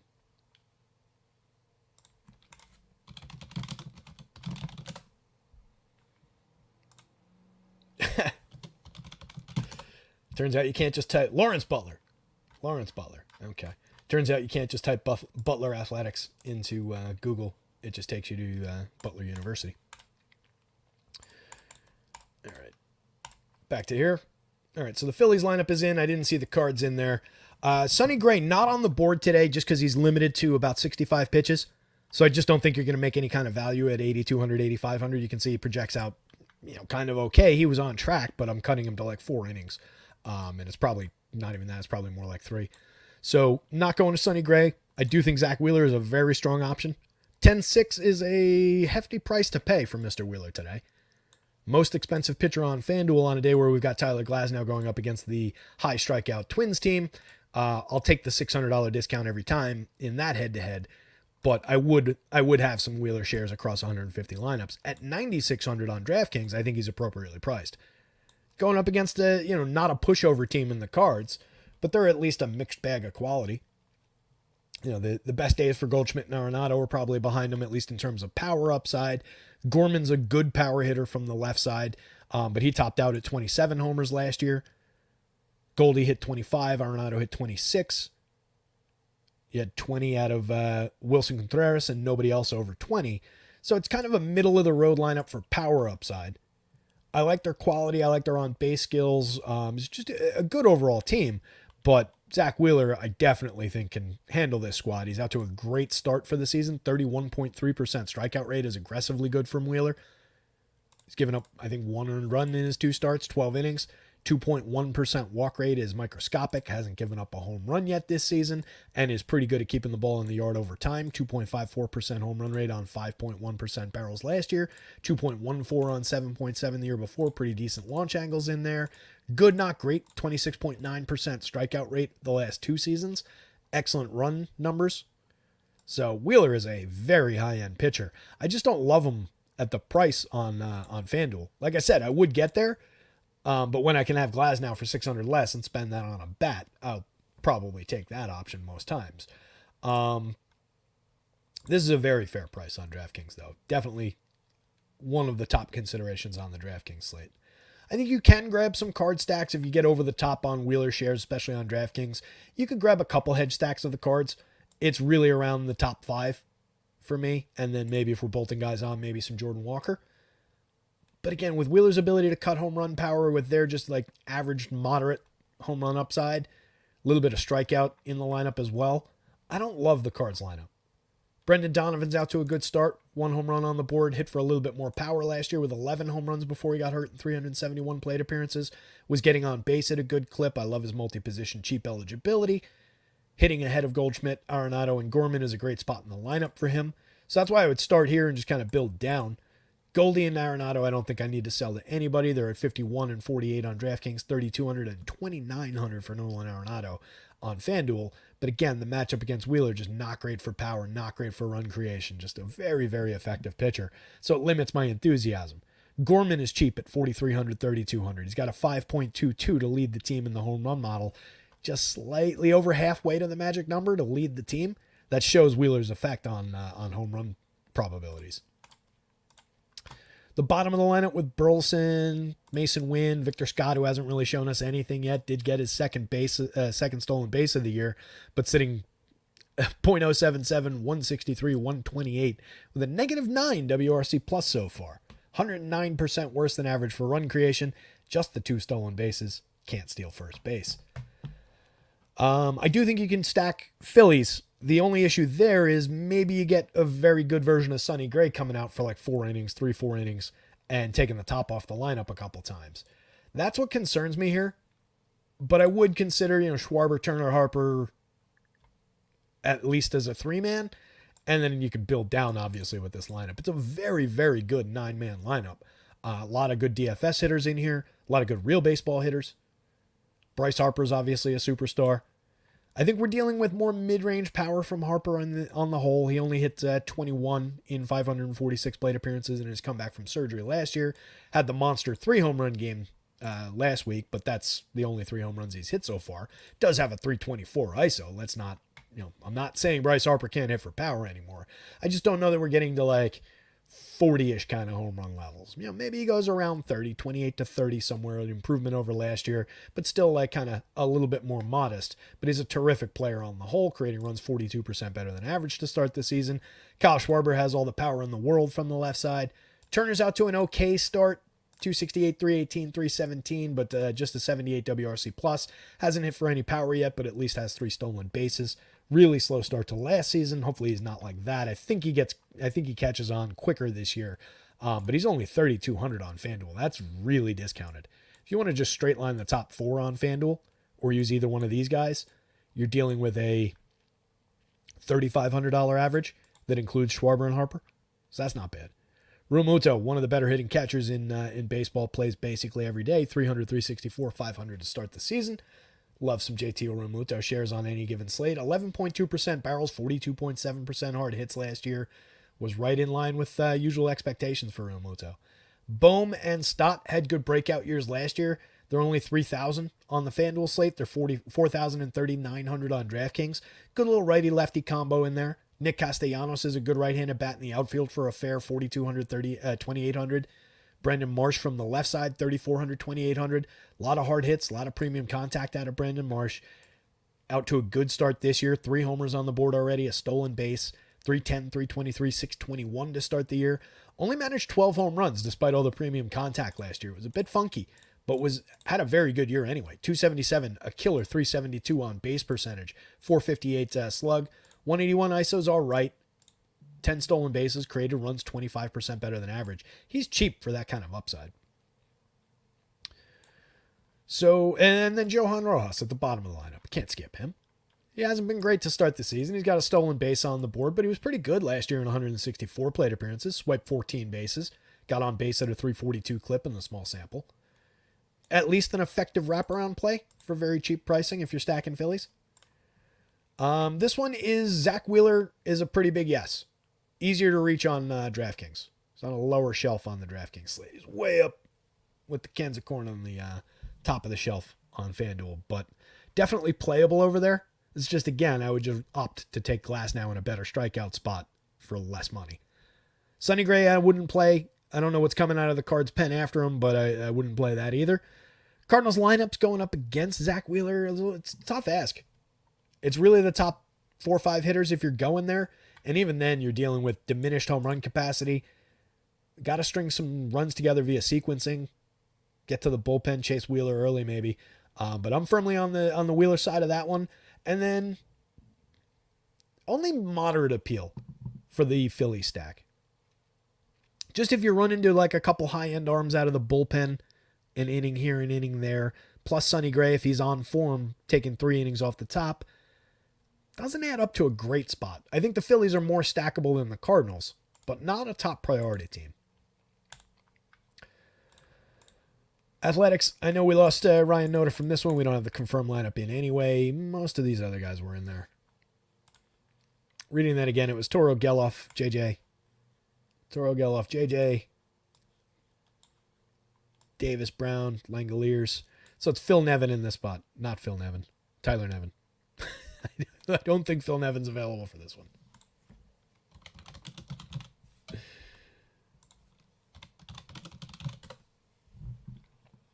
Phil Nevin is currently 53 years old. Probably not making the start for the Athletics today. But Tyler Nevin is. Yeah, no real love for the Athletics lineup. Kind of like the spot for Nathan Eovaldi. Projects out really well for 9,500, even better for 8,800 on DraftKings. That's a misprice for Eovaldi, a pitcher of his talent going up against this Athletics team. They've had a little bit of juice up at the top of the lineup to start the season. They've gotten to a couple pitchers where we've targeted them. I don't care. I'm just going to keep targeting this team all season long, especially when I get a good pitcher to do it with. Eovaldi, 2nd overall on the board when sorting by FanDuel projections, 3rd when sorting by DraftKings projections, with Rodon creeping a little bit ahead of him. Rodon probably the less safe of those 2 plays. I have more questions about Rodon than I do about Nathan Eovaldi in this form, and Eovaldi's got the better matchup. The Marlins are a better team than the Athletics for sure. Eovaldi in 144 last year, 22.9% strikeout rate, 3.63 ERA, a 3.96 xFIP, 22.4% the year before that with just a 4.3% walk rate. He's a talented, effective pitcher. He's not elite. He's not an ace, but he's more than capable of going out and putting up a very good start against this team. So I don't love the price at 95 on FanDuel, but I'll gladly pay it because he projects out well going up against probably the worst team in baseball.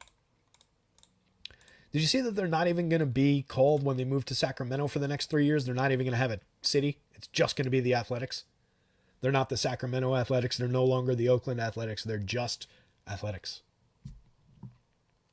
Which really, when you're using this group of guys, not the best descriptor, not the best adjective for this group. Zach Geloff's a hell of an athlete. 4,000, 3,100 cross sites. He's their best player. Home run on the board, 2 stolen bases, creating runs 36% better than average. You do have good short sample WRC plus marks for the top end of the lineup. I won't sell him short on that. Toros is over 19 plate appearances. He's got a home run on the board. Very proud of him. JJ Bleday over 42, out to a good start. 282, 333, 462, creating runs 30% better than average. JD Davis has a pair of home runs. I think those came in the same game against the lefty. That's what he does really, really well. But he's always had a good contact profile. I've always expected him to grow into a better hitter because of this contact, but just hasn't really gotten there. He's cheap at 3,600, 2,700. Evaldi can give up home runs. I don't love the Davis option, but he would be in my stack if I'm stacking A's. I'd probably go Geloff, Bleday, Davis, Brown, and then with no Noda, I'd probably go with Langoliers. But it's a low-end lineup. Langoliers has a little bit of catcher pop, sneaky contact profile. You guys can see that one. I lose track of which one of these arrows you guys see when I'm not on the Excel sheet. So Brown and Shea Langoliers, good contact profiles last year. Only moderate production. But Langoliers is always good for a sneaky, cheap catcher home run if you're stacking this A's team on DraftKings. FanDuel at 2,400, he's kind of an afterthought with a high strikeout rate. If I'm stacking a team here, though, I'm taking the backup for Nathan Eovaldi here. I like his win upside, given that this team's facing Alex Wood today. Tons and tons of talent for the Rangers, even with no Corey Seager in the lineup. What's the official version of this lineup?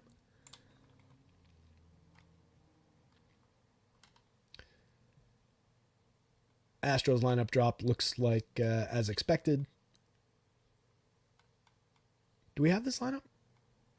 I thought somebody said we did, but I don't see it. Oh, there it is. All right, so Josh Smith moves up to the second spot in the lineup, which is kind of a ding to the overall quality of the top end of this lineup, replacing, obviously, a big ding, replacing Corey Seager with Josh Smith. Wyatt Langford hitting third, Adolis Garcia fourth, Jonah Heim, Ezekiel Duran, that Wenzel guy, Evan Carter, Leody Taveras. So it's really just Josh Smith moving up, Corey Seager coming out.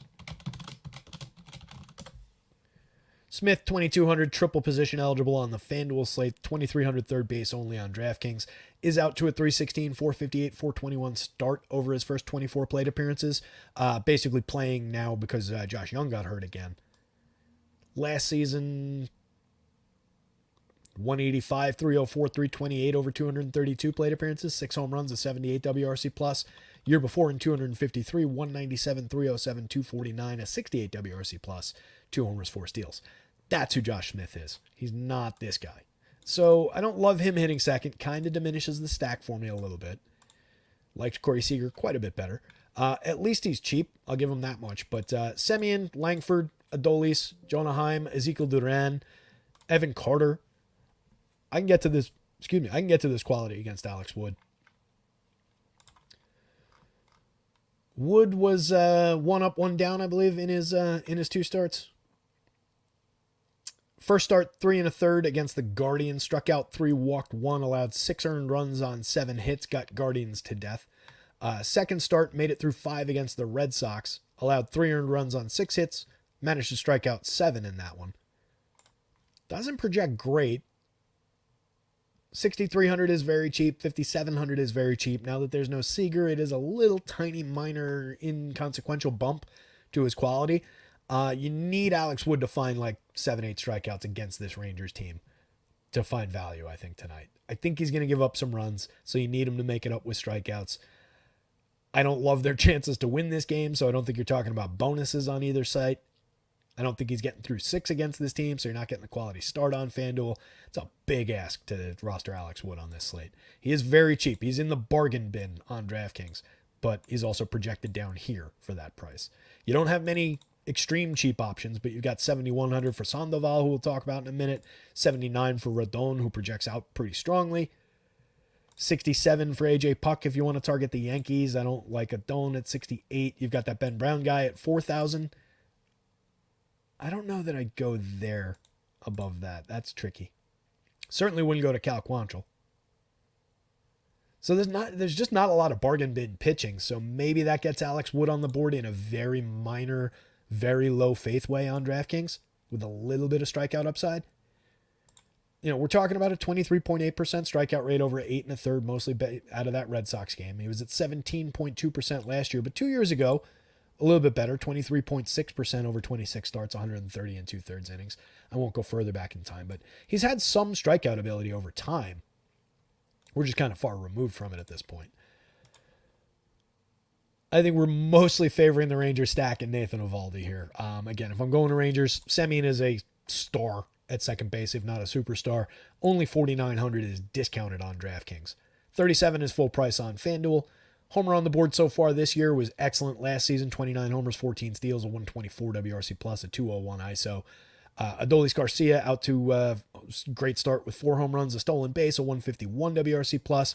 Langford hasn't really gotten it going once the game started counting, but tons and tons of raw ability from the kid. 4,100, 3,000 is probably only a matter of time before he really gets the engine going.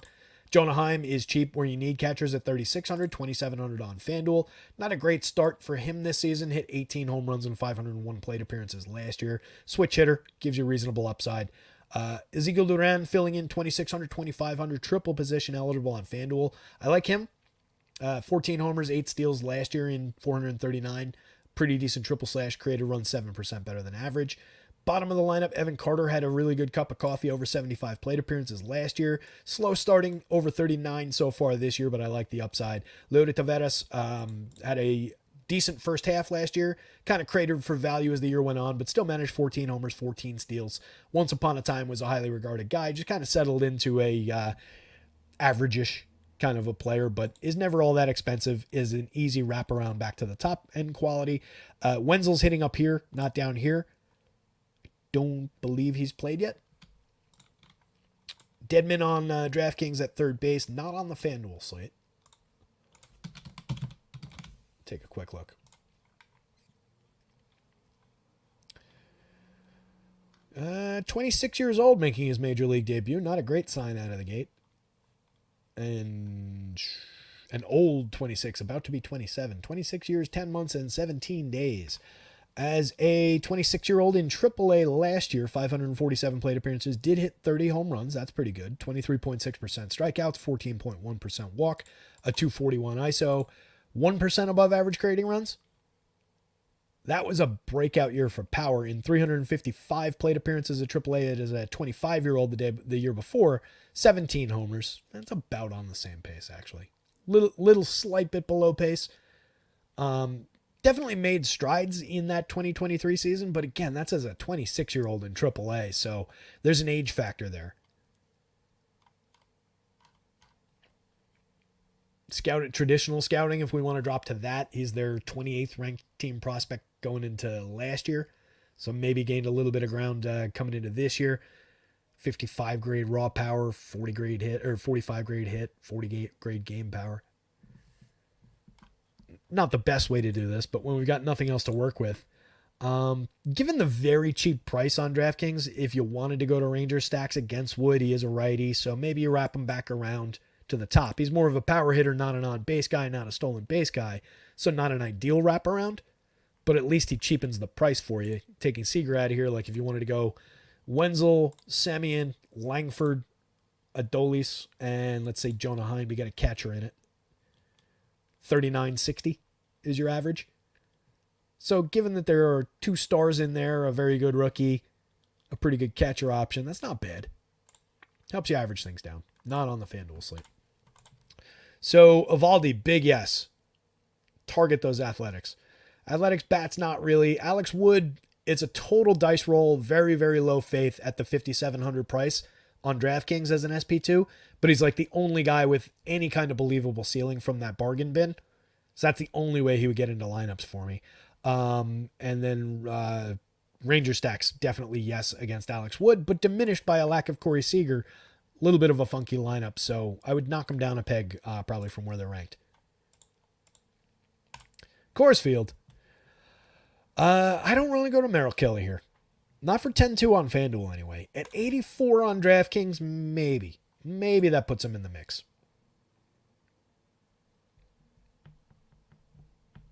Larry says, why do you say that? Henley was a 26-year-old making his first start last night.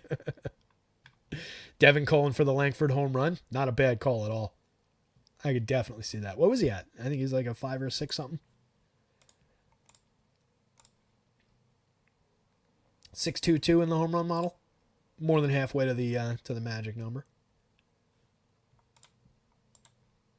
It's a little bit tricky to get rookies and young players right, too, when there's just a lack of sample. Got some placeholders and some mechanics in there to create that number. But, yeah, I like the upside for Langford, and going up against a lefty who could certainly cough it up to him. Not a bad spot. So Kelly is only 8,400 on DraftKings. That's complicated. We've seen this Rockies team feed strikeouts to opposing pitchers for 2 nights in a row now at Coors Field, but they did put up 7 runs overall by the end of the game last night. There is a little bit of potential for them to score. They get the Coors Field bump just like the Diamondbacks do on their side. Kelly's a good pitcher. He's made 2 good starts to start the year, 25% strikeout rate, 13 2/3 over 2 starts. Let's see if I documented those. I did not. What did he do? I want to see the specifics there. Kelly was good last year, too. It's not like it's surprising that he's starting the year out well. First one was against this Colorado team in Arizona. Struck out 8 of these Rockies. Gave up a home run, 1 earned, 3 hits to 22 batters over 6 2/3. Then faced the Yankees. Lasted 7 against the Yanks. Faced 26 Yankees. Gave up a home run, 2 earned in that one, 5 hits. Struck out 4, walked 1. Last year, 25.9% strikeouts. Walked a few too many. Not over, a little bit of hard hit, a little bit of exit velo. Not a terrible barrel rate. Fairly good at limiting power. Year before, similar numbers with a lower strikeout rate. Good run numbers. A lot of talent on deck for Kelly. It's just the ballpark. I just really have a problem targeting pitchers in Coors Field, as good as they might be.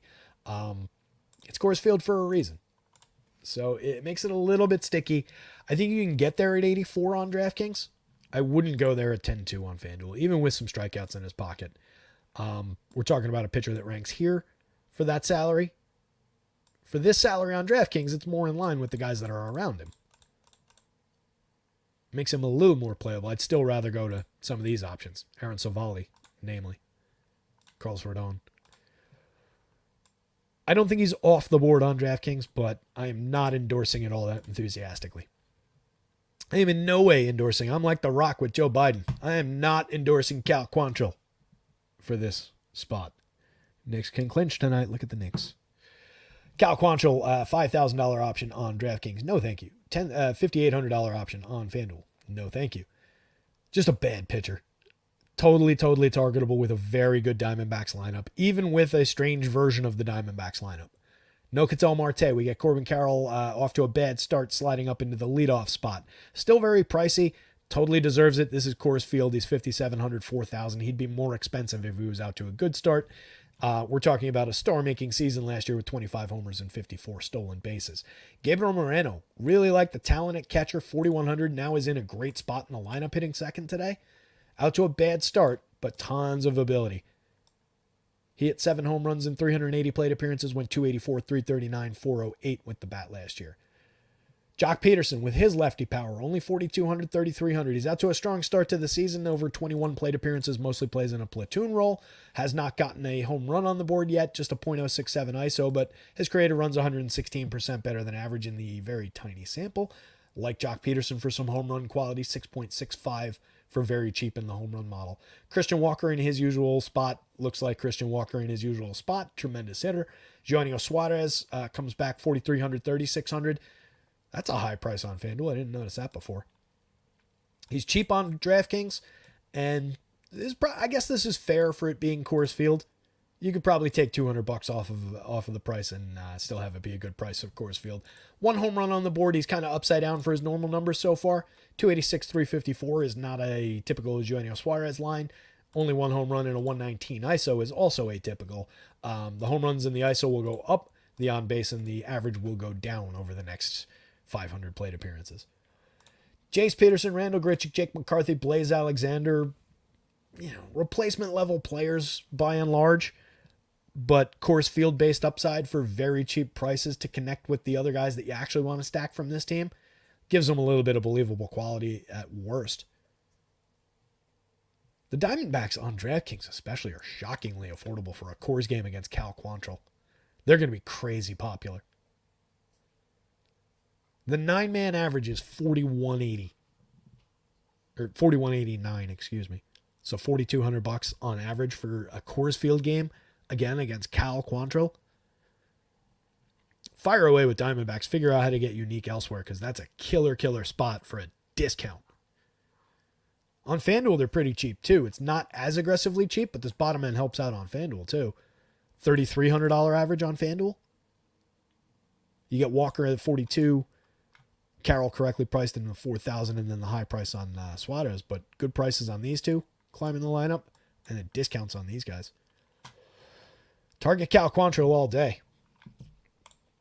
I would roster some Rockies against Merrill Kelly.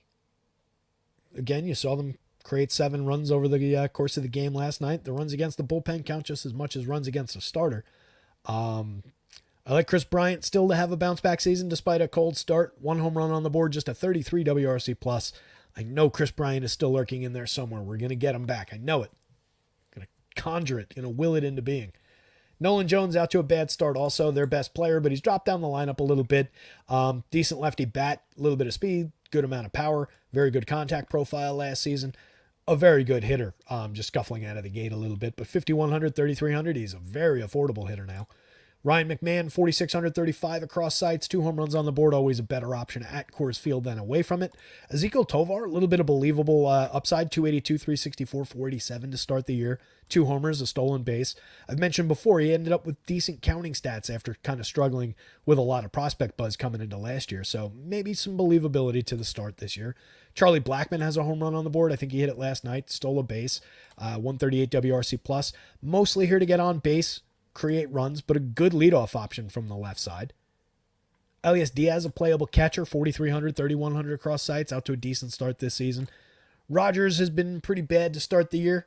He's got a WRC plus of 7. You know how fast you were going? Must have been 100, 85, 100. 7 miles per hour. Black sheep, anybody? Come for the home run picks, stay for the bad movie quotes. So Rogers is a little bit weak. 4,000, 3,000 is a decent price for a player at Coors Field, but it hasn't been great. That said, if you want to bolt him onto the bottom of a stack to help lower the prices, you stick him in at second base, so you're just taking a weak position in general off the board. I don't completely hate it. Jake Cave, I don't love at the bottom of the lineup. I'd rather have Eleris Montero or somebody to work with down there. Brenton Doyle, you've gotten some okay counting stat production out of. 10 home runs, 22 steals, and everything else was bad last year. But maybe can wrap the lineup back around to Blackmon, Tovar, McMahon, and Chris Bryant. Diamondbacks, gigantic yes. Diamondbacks at Coors Field, even with this version of the lineup, they're extremely cheap for this team in this spot against this pitcher. And then the Rockies, I think you can get there. Merrill Kelly on DraftKings, small doses. Not my favorite spot by a long stretch, but a very talented pitcher. Tampa Bay Rays going up against the inept Angels. Love the spot for Savali.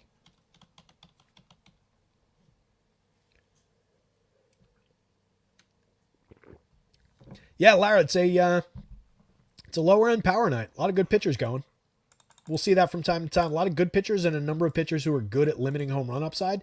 Even some of the weaker pitchers like the Adrian Hauser spot, just kind of effective guys at limiting home runs. So we've got, 9 guys over the magic number and then a couple guys pressing up against it. But yeah, even Judgy down at 9.01 today. Kyle Tucker below the magic number. Francisco Alvarez is off the board. So yeah, a little bit lower end. That happens. Definitely happens from time to time. A lot, especially on a deep day like this, with just a lot of good pitchers and a lot of guys again projected in that like 28 to 30s range. Can't be giving up all that many home runs when that many pitchers are projecting well.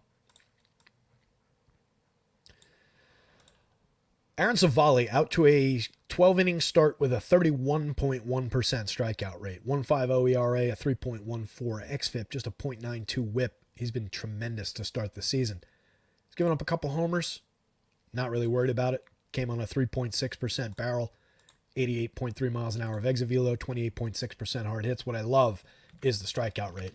Bumped up over, I think it was 12 starts at the end of the year last year after coming to Tampa Bay. Jumped up to a 29% strikeout rate. It was 29 plus, 29 and change. And has maintained that to start this season. So I am all in on the Savali spot, especially at 7,700 on the DraftKings slate. I think that is killer value. 9,200, I'm paying it on FanDuel.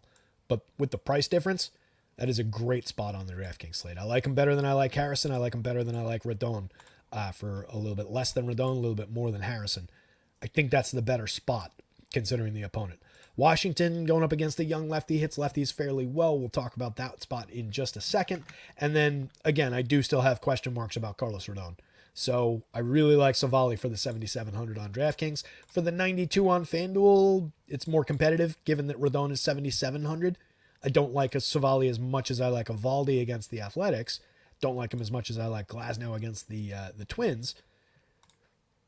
Comps to Kirby pretty effectively for me if I save $500 there, though. Like him better than these guys. Definitely a spot. Angels striking out at a 24.1% clip to start the season. That's benefiting from, oddly, Anthony Rendon just at a 17.9%. That's about all he's doing. 19% for Mike Trout. Everybody else 20 plus and significantly 20 plus. Trout is still a superstar. He's got 5 home runs already, a 459 ISO, a 220 WRC plus. Getting a little bit of help from these guys. Taylor Ward with a 157 WRC plus has 3 home runs on the board. Pretty good triple slash to start the year. Miguel Sano, only 27 plate appearances, yet to homer. Gotten on base at a 407 clip, though. That's nice to see from a guy who wasn't really known for getting on base. But walking at a 14.8% clip in the small sample, striking out at a 33.3% clip. But it's at least good to see him out to a decent start at 3,100, 2,300 across sites. Cheap, little bit of believable righty power on the right day. Brendan Drury, no homers yet, no ISO yet, 0.00 ISO, 40 WRC plus. Bad start for Drury. I believe in the turnaround, but we're not out on the right foot, and it's just a really bad lineup. Logan O'Hoppe, a little bit of power, 355, 429, 548 with a homer to start the year. Hit 14 homers in 199 last year, missed a big chunk of the season in the middle with an injury. Mickey Moniak climbed the lineup. I like him better hitting up this way than I do down here. Got some talent, correctly priced at 32.23. He's cheap. He's easy to get to. But I want to go to Savali against this team. I don't want to target him really. So no real love for the Angels. I mentioned Patrick Sandoval. He projects out okay. I was kind of surprised to see it. 6,900, 7,100. The innings aren't broken. He's an okay value play.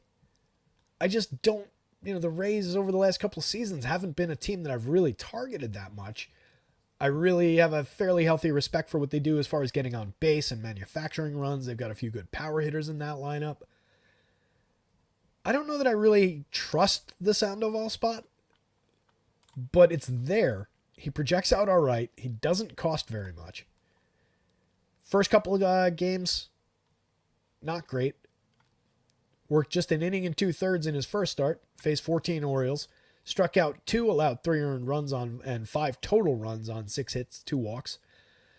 Second start was against Miami. Did go 5 2/3 in that one. Struck out 7 of 23 hitters. Gave up 2 earned on 4 hits, walked 2. That was a better start for sure. If we get that kind of a day from him, I think there's at least a little bit of upside for the money. He's on the SP2 list on DraftKings. I don't know that you go to him for 6,900 on FanDuel, even as a discount option. There's pitchers in that price range that I like a lot better, that I have more faith in getting to the quality start against. So don't love him over there. I guess you could roll the dice for a value price on DraftKings from right here. compared price-wise compared to everybody else, he is a little bit cheaper. But it's a fairly low-end play. It's just given how he projects. There are some strikeouts here, 23.2% to start the season, exactly 23.2% for all of last year. That's with a couple very low strikeout guys, with Yandy Diaz in there, with Harold Ramirez, who's got a decent line drive bat. Even Isaac Paredes was at 18.2% last year. He's at 28.6% this year. He's got 3 home runs on the board at 256 ISO. Last year, he had 31 home runs to lead the team. Not bad.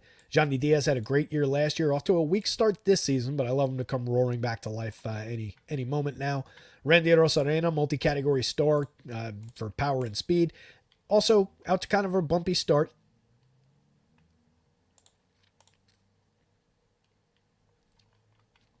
Med Rosario in the middle of that lineup, shortstop and outfield eligible on DraftKings, shortstop only on FanDuel for just $2,500. I said it yesterday, I believe in the talent. I think there are raw skills in play there. Tampa Bay is one of those teams that just collects up spare parts and cast off from all over the world, or all over the league anyway, and rehabilitates them and turns them back into good players. So I've got some faith in the upside for Rosario. Hasn't really shown a ton to start the year, but it's okay. Curtis Mead, Jose Caballero, Jose Siri, and Rene Pinto round out the lineup. Pinto, a little bit of believable upside as a sneaky catcher option, 15.9% barrels last year, resulted in a few home runs in a small sample. Jose Siri has stolen 6 bases already this season, has a home run on the board, and Caballero has 4 stolen bases already this season. So there's a little bit of balance in this lineup. They do different things up and down the lineup, but everybody gets on base okay. Everybody can hit for at least a little power. They have a little bit of speed up and down the lineup. Gun to my head, I'm taking the Tampa Bay stack over the Patrick Sandoval shares, but I do think you can maybe get away with a few shares at 7,100 as an SP2 on DraftKings. So minor DraftKings SP2 love for Sandoval. No faith at all in the Angels lineup. Wouldn't stack them. I'll take my Mike Trout one-offs and run with them in some lineups. Aaron Savali is a gigantic guess for me. Really like him, and I love him at the DraftKings price. It's a killer spot. And some Rays, minor shares of Rays, not a priority stack by any means.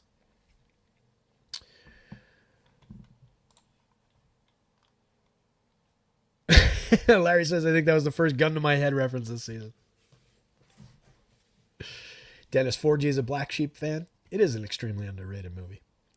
The second of what should have been like a Laurel and Hardy on and on, Abbott and Costello, on and on kind of a partnership for David Spade and Chris Farley. Unfortunately, Chris Farley, like 30 years dead at this point. It was wild. But yeah, the second of their 2 movies, Tommy Boy's the better of the 2. Absolute classic. I don't think anybody disputes that one. But yeah, Black Sheep I think is underrated. A lot of funny moments in it. A lot of good Chris Farley. A lot of David Spade doing his sarcastic thing. You get bonkers Gary Busey in there. Some good stuff. Who's the band that's in it? I was going to say Smash Mouth, but I don't think it's Smash Mouth.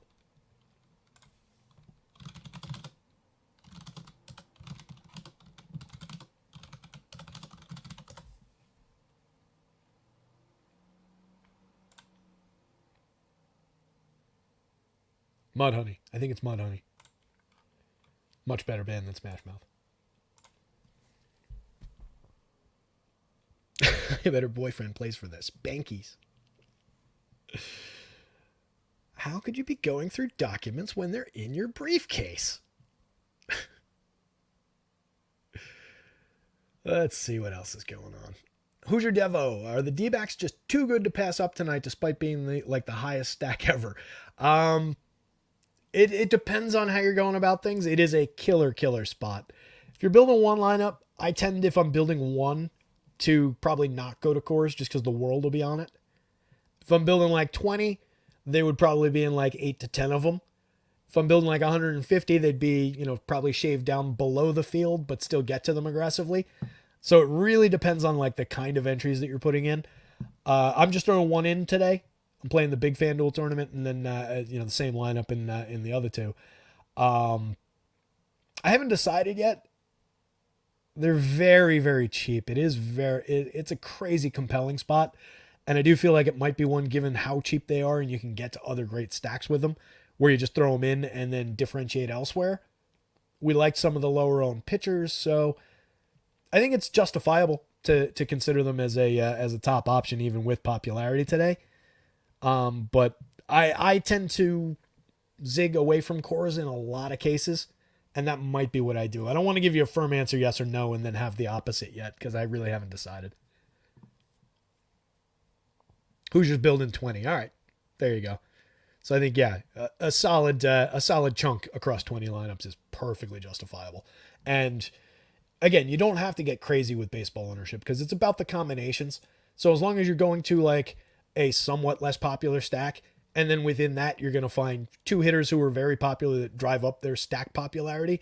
But then the two hitters later in the lineup that you're going to have to roster at cheaper prices are going to be lower owned, right? So it just differentiates things naturally. Just don't go to the absolute highest owned next stack and the highest owned pitchers with that in most of those. And you should be fine. Yeah, and a ton of, as Larry points out, a ton of good pitchers from the mid-range on this slate to differentiate things.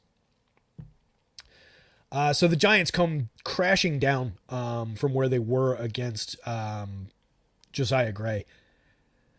Jorge Soler was at like a 14 in the home run model. Lamont Wade was at a 10 plus. So Doan definitely brings down the home run upside for the Giants. What's he done to justify that, though?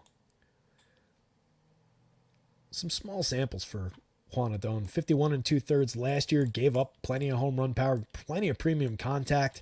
Was okay with the launch angle, but 91.1 miles an hour of exit velo, 48.5% hard hits, 11.5% barrels, a chaseable home run rate.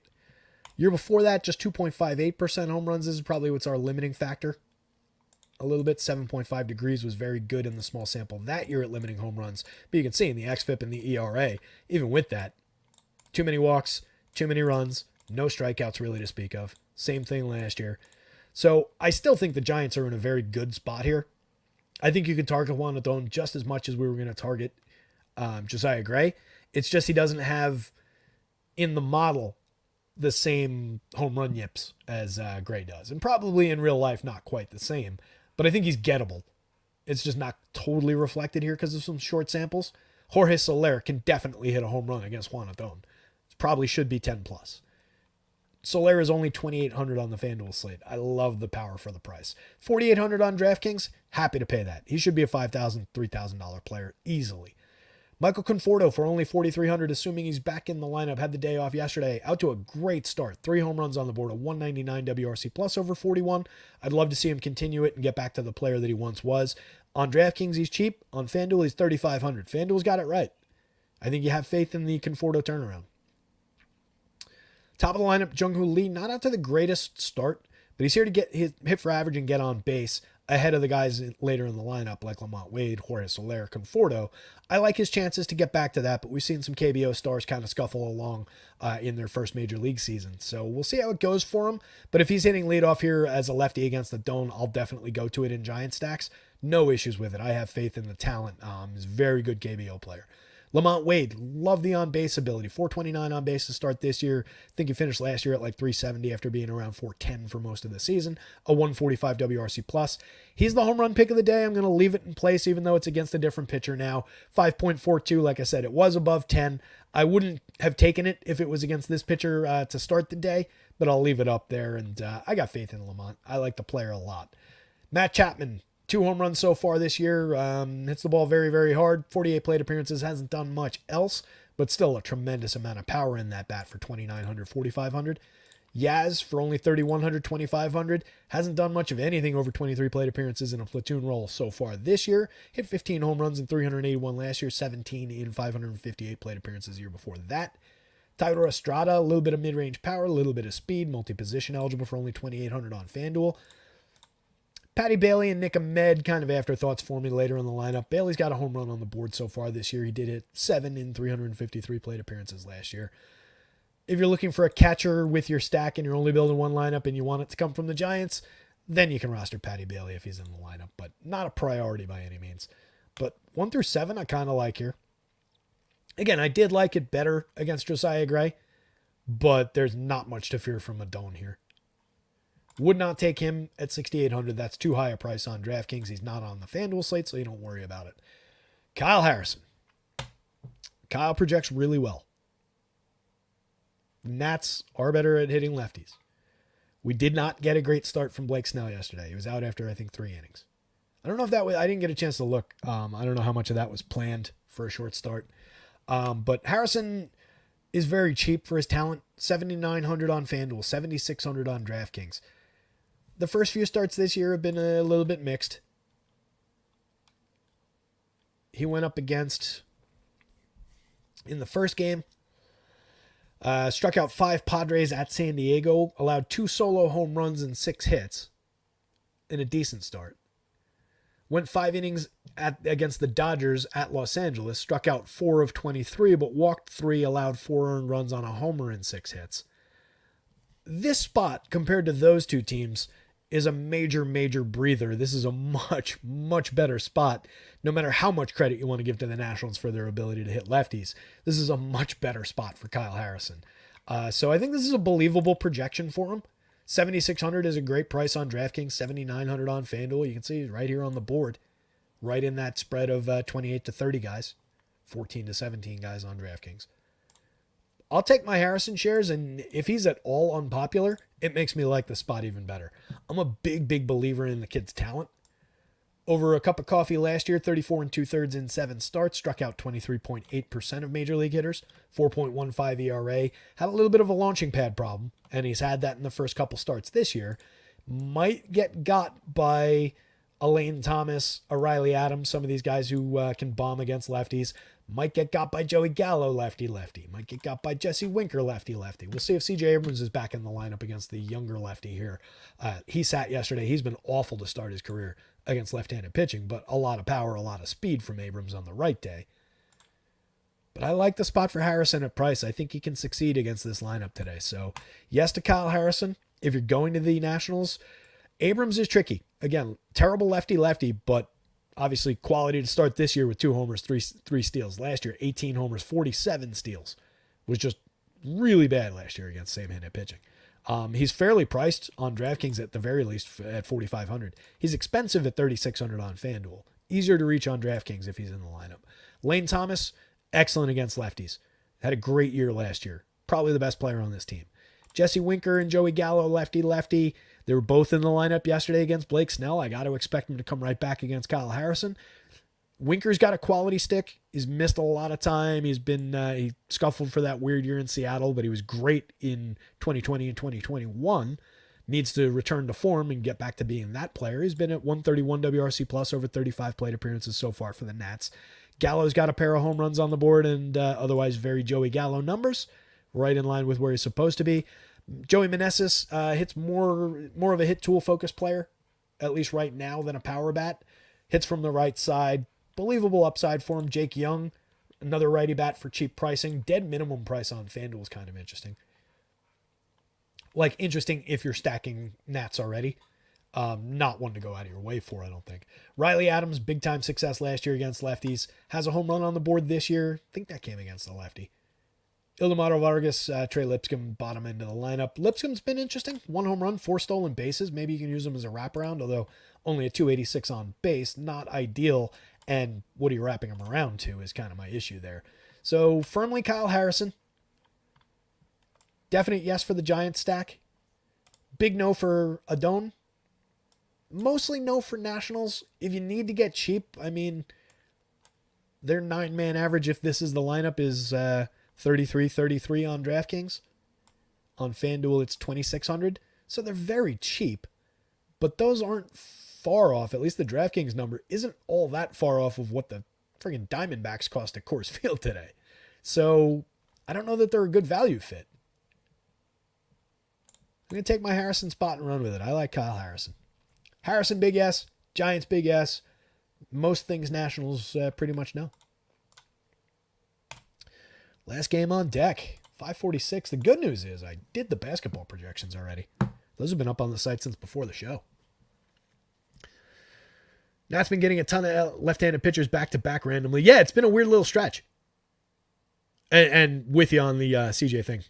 think CJ's fine, just incredibly bad versus left-handed pitchers. Yeah, we looked at his numbers against lefties on one of these shows recently, but just to put a finer point on that, rather than just saying like, really good young player is terrible in this spot. Last year against lefties, CJ, 169 plate appearances, bottom out at 166, 240, 272 for the triple slash.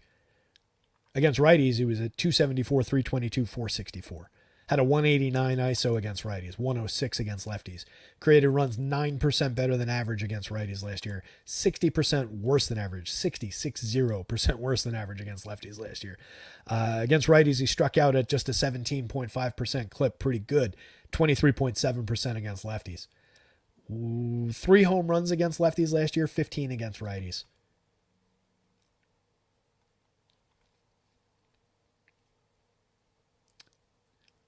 .39 of his stolen bases last year came against right-handed pitching, but that can be attributed to the lack of on-base ability against lefties. But yeah, that's what I'm talking about when I talk about him being worse against left-handed pitching.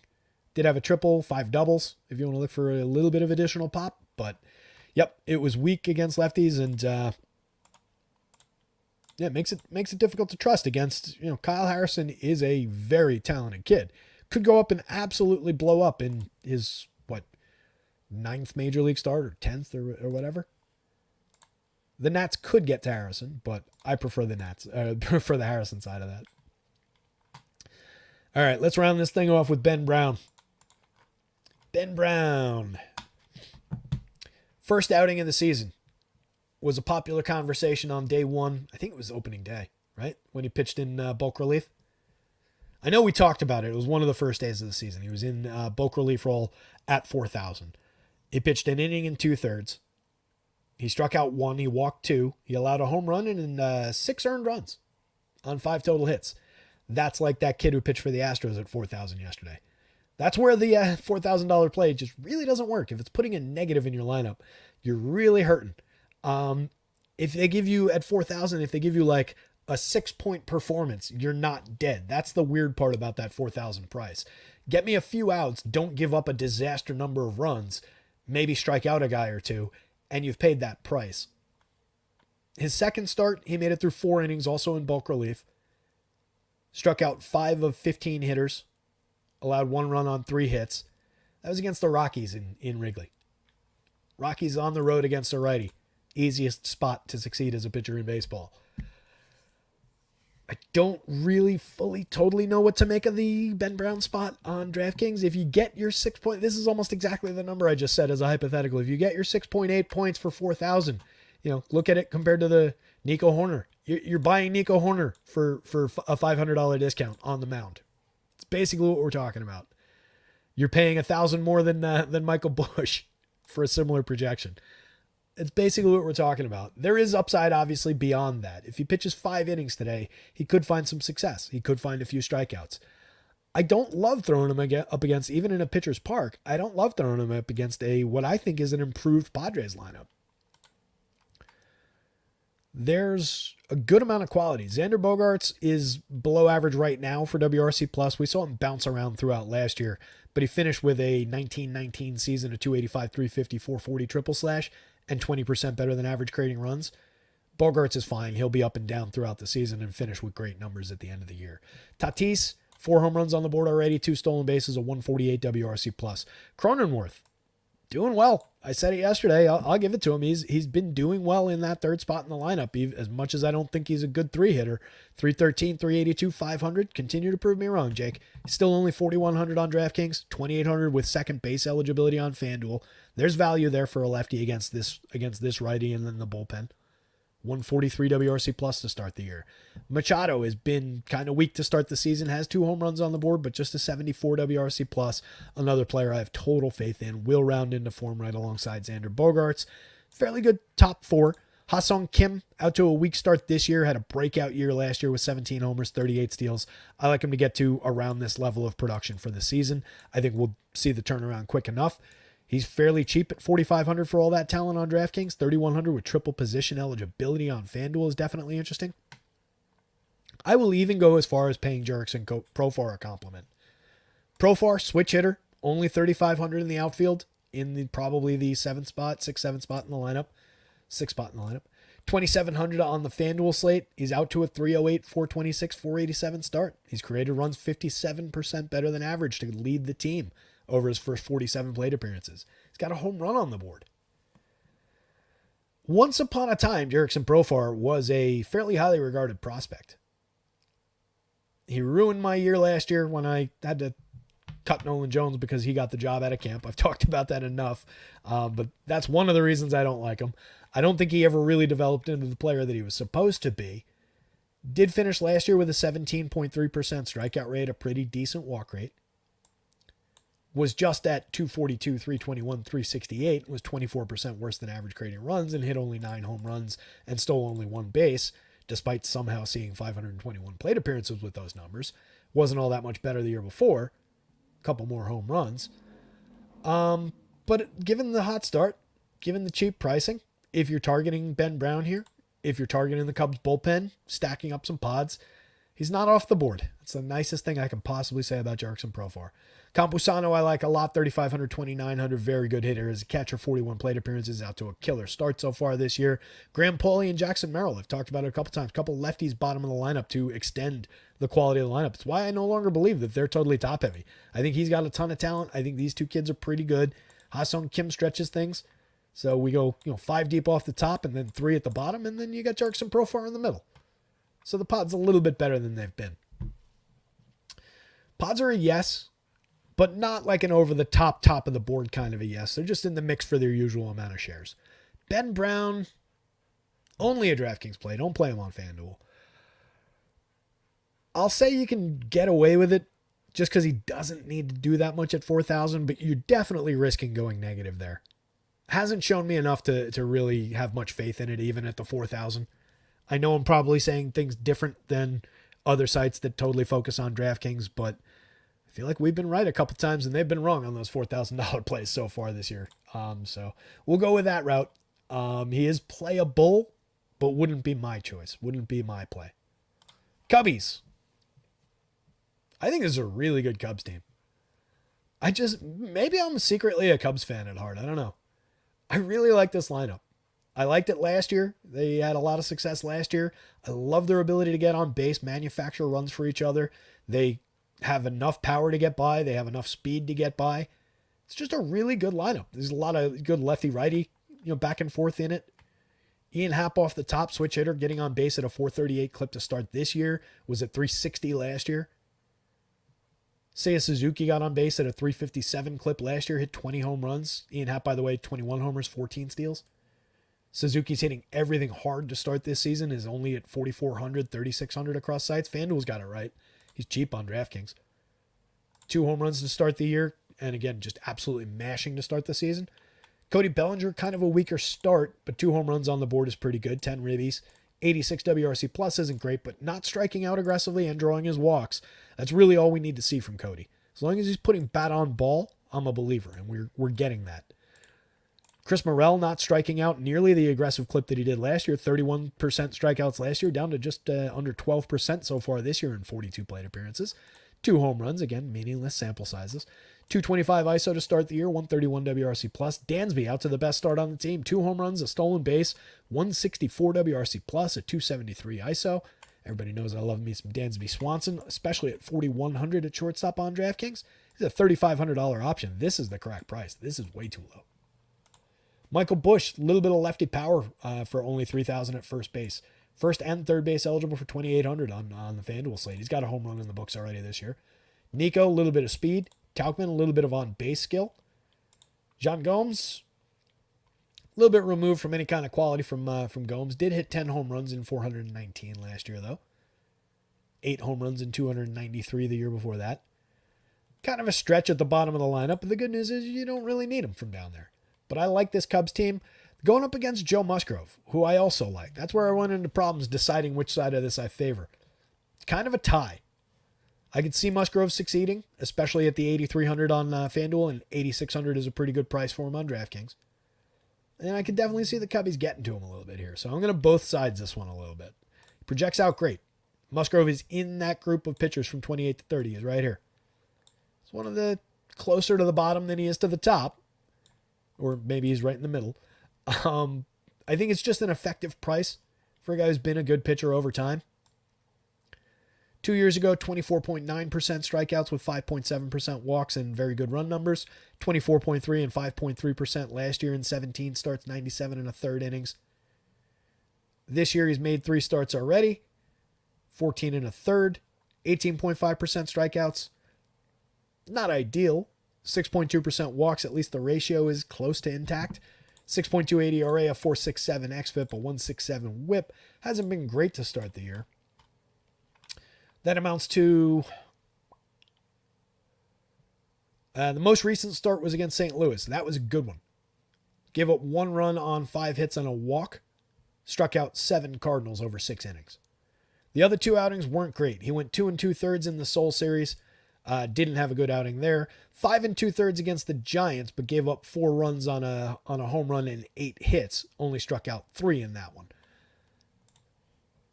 So that's what I mean when it's kind of mixed for Musgrove, but I think the price makes it very effective and he projects out well. I think there's believable upside for strikeouts. Cubbies have not been giving away strikeouts this year, but there were some aggressive free swingers in when we looked down the lineup last year. I think truth is probably somewhere in between. 22.4% strikeouts last year overall, down to 19.5% this year. Musgrove could find a few, could find some success. So it's a yes to Musgrove, but like loosely in kind of a tie with the opposing offense. It's a yes to Cubby stacks, but kind of in a tie with the opposing pitcher. So typically when that happens, I'll just kind of not go to either side. I slightly would favor the pitcher in that scenario. It becomes more of a binary, like success or failure for one thing, and you limit the number of like points that need success. One guy needs to succeed if you're rostering the pitcher in a tie situation versus like, I need 4 Cubs to have really good days against Joe Musgrove for the Cubby stack to succeed, if that makes any sense. So I slightly lean in the pitcher's direction when that happens. But I think it's easy enough to just on a deep 11 game slate that we've talked about for 2 hours now, just kind of forgo either side of that. Padres, yes, against Ben Brown. If you're a dice roller and you like those $4,000 plays on DraftKings, then Ben Brown's on the board for you, but wouldn't be my play. Joe Musgrove is a yes. 8,300 is a good price for him. 8,600 is an effective price for him. But the Cubbies, again, it's kind of a tie.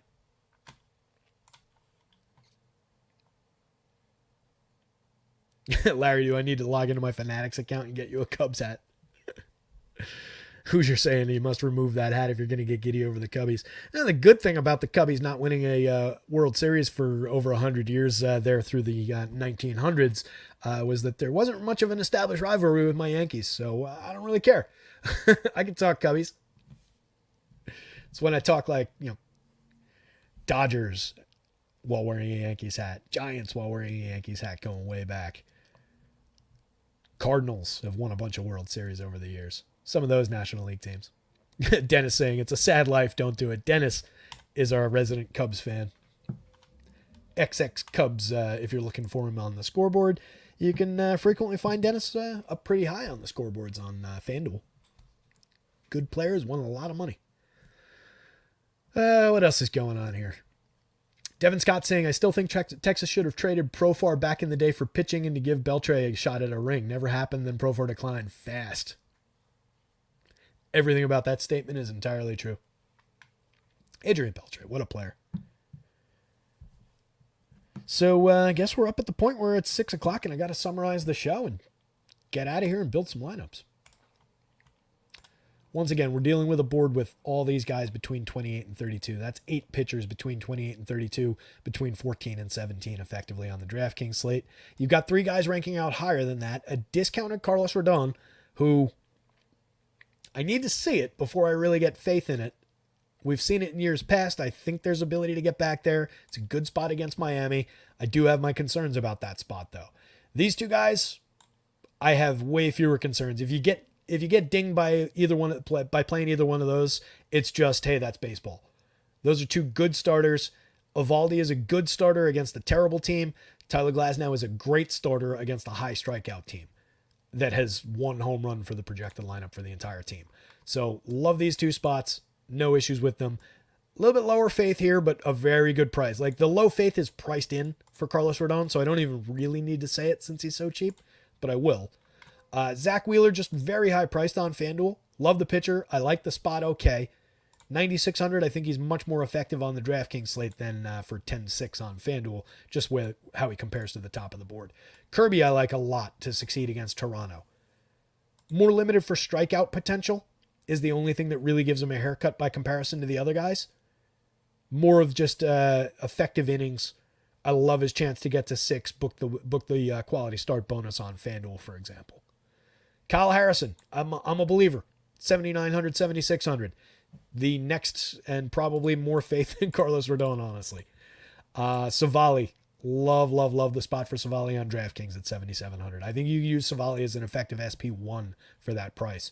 You could go Savali Harrison on DraftKings. You could go Savali and Chris Bassett, 8,100. A little bit of strikeout upside going up against Seattle there. Not a bad spot. Innings eater. If Bassett gives you 7, he's very likely to find a good chunk of strikeouts, maybe book the win. Don't dislike that for 81. Even if you went like Sandoval, if you wanted to get really cheap with it, it's not totally crazy, but I think this is probably the combo of choice. Maybe Rodon. Musgrove, we just talked about at length. He's in a tie against the Cubs bats, but for the money, I have faith. Bassett, again, I do like both sites. 8,000 on FanDuel, totally playable for him. I like the potential to go 6-7 innings, book the bonuses, find some strikeouts along the way. Cole Ragans, big tester spot, but the price is right on DraftKings. 8,200 for his strikeout upside, even against this Astros team, is pretty great pricing. 99 on FanDuel puts him on a different tier, makes him a lot harder to reach. When I've got this deep a slate, I'm probably not going to go there against the Astros. Too much effective respect for that Astros lineup. Too many good hitters against lefties for me. So paying a premium, I'll take one of the other guys. At a discount at 82 on DraftKings, I'll take some Ragans shares. Merrill Kelly kind of falls into that same exact bucket. 8,400. I think he's effectively priced at a discount on DraftKings. So I think you can play him on DraftKings, even at Coors Field, going up against the terrible Rockies lineup that we've seen strike out. What do they do? Like 20 some odd strikeouts over the last 2 days? So plenty of strikeout equity for Merrill Kelly. At 10-2 on FanDuel, I think it's just an impossible Coors Field price. Could absolutely succeed. Could win the day on FanDuel. I'm not saying he can't. I just don't think it's the right price. Christian Javier, 9,300. A little bit pricey for me on FanDuel considering where he projects, but another guy, tremendous ceiling. His ceiling is around the ceiling of these guys. So just because he's a little bit off on the projection, Kansas City's been interesting to start the year. At 83 on DraftKings, I like him more than on FanDuel. But I wouldn't discount him. I wouldn't take him out of the pool by any means on the FanDuel slate. This is probably the cut line. Certainly the FanDuel cut line. I don't want Ronaldo. I don't want Louis Varland against the Dodgers. I don't want Adon, AJ Puck. Alex Wood is maybe over that line. Just with the idea, and it's more of a DraftKings play. At 63, I don't think you go there on FanDuel. I would just grab the 69 for Patrick Sandoval or bite the bullet and find a few $100 to pay for one of those guys. But at 57 on DraftKings for Wood, he needs to find those strikeouts, but you do get a bump from no Corey Seager. He's only 5,700 over there. I like that better than I like Ben Brown for 4,000. It's a different price, obviously, but that's probably the bargain bin guy, but very, very low faith. Not really endorsing it. Home runs, we saw this before, but again, only 9 guys above the magic number, a couple guys directly under it. The home run pick of the day was Lamont Wade Jr., still is. But again, Jorge Soler dipped tremendously. Still love his upside for a dinger. And then Lamont Wade dipped even further with the pitching change there. But either one of them could get to Juan Adon. Still like the Giant stack. Top stacks are up on the site. Projections are going to get updated in just a little bit as I get some confirmed lineups in here. Home run picks are on the site. Power index. Full article. If you missed anything I said during this show, it's all in the article too. It's a shorter form of the article. I had to get through it today, but yeah, it's all up there. Basketball projections. We're just doing baselines right now. I'm not really updating them for injury changes. I'm just trying to throw some numbers at it. And then you guys got to keep up with injuries, but maybe I'll try and get in there. It's 11 games on basketball too tonight though, so it's a little bit frantic. But they're up on the site, at least with the baselines. with that in mind, you guys, we gone almost 2.5 hours today. You guys rock. Nearly 50 people still hanging out. Hit that like, hit the subscribe, follow the @rotoscouts Twitter handle. I forgot to mention Ace Mind. It's been subtly here on the screen, sending you subliminal messages the entire time. acemind.io, our sim partners. They made a big official launch yesterday for the MLB product. Optimizers and sims for MLB, NBA still going on, MMA, all sorts of sports over there.